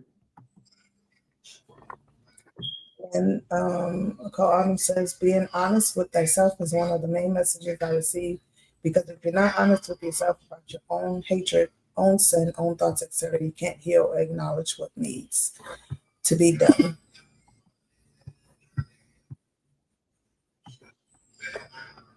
May the Most High be praised. All right. So we're going to close out right now, family. We're going to come back at the, what time is it? Let's say the 4 o'clock hour. We're going to come back at the 4 o'clock hour. And we're going to finish up in the book of Genesis, chapter 10, chapter 11.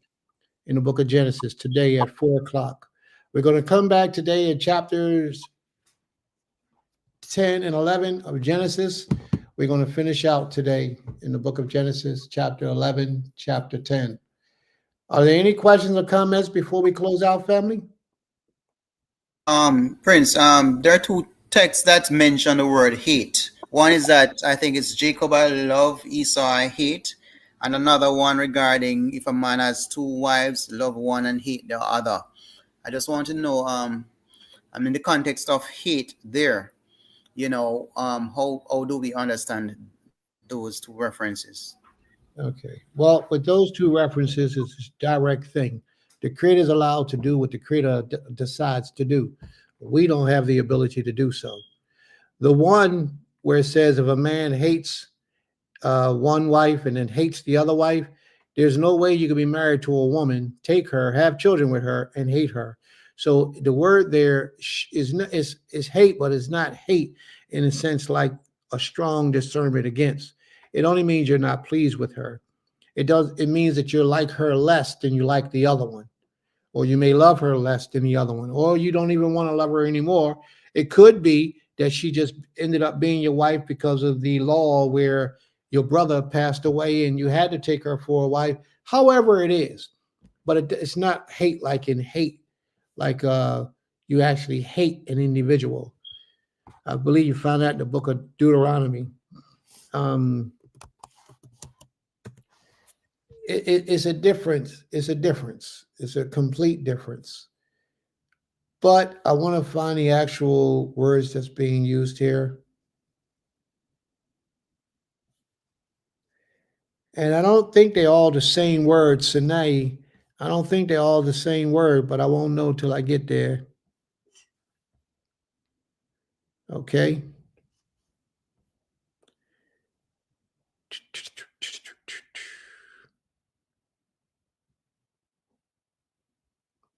And what verse is that where you hate the wife? That should be Deuteronomy 23. Deuteronomy 21, verses 15 to 17. Yeah, see, it's not hate there. Let me see. Deuteronomy 21. Deuteronomy 21, verse 15. If a man has two wives, the one loved and the other unloved, not hate. Well, actually, they got the same word there, same, but same is not meaning, it doesn't mean that you hate anybody like you despise them like an enemy, or you know how we do. It's a different form of hate. It means you like her less. It's very hard to assume that you could be married to a woman that you hate. I mean, she could have done things, you couldn't divorce her. Let's say, for example, if you took her in her youth and she was a virgin and you took her deceptively, and then you had to marry her, you got caught with her, so you couldn't divorce her ever. And then she became the opposite of what she used to be with you in your life. You may have grown to dislike her strongly, adversely. So you could be trapped in that situation. That would be one way that you could end up with a wife that you would actually despise. But, just like many other words in the scriptures, hate, the word saying could have different connotations to it.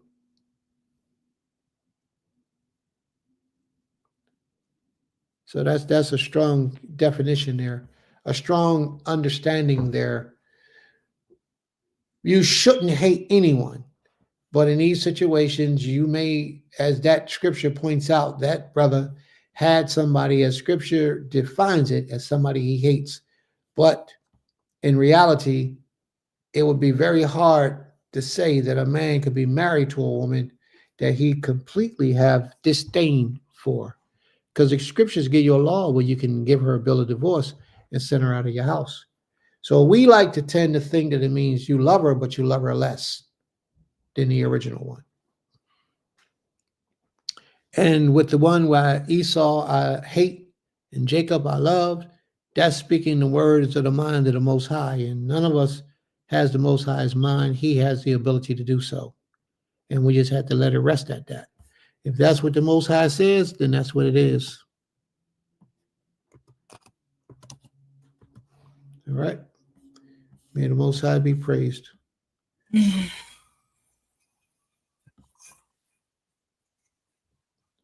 So a lot of times they translate the word as hate, and it don't be hate. Sometimes it's words that they interject there for the word hate.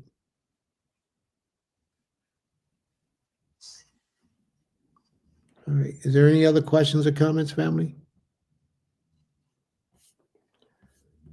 And the word in Hebrew for hate is sane. Think about it. Insane. It got to be insane to hate somebody. All right. No more questions or comments. We're going to close it out for now. Creator willing, we'll see you all back here at the 4 o'clock hour here at Beulah Land at Temple Kepharim. May the Most High be praised, and thank you all for coming out. Thank you all for spending your Shabbat day with us thus far.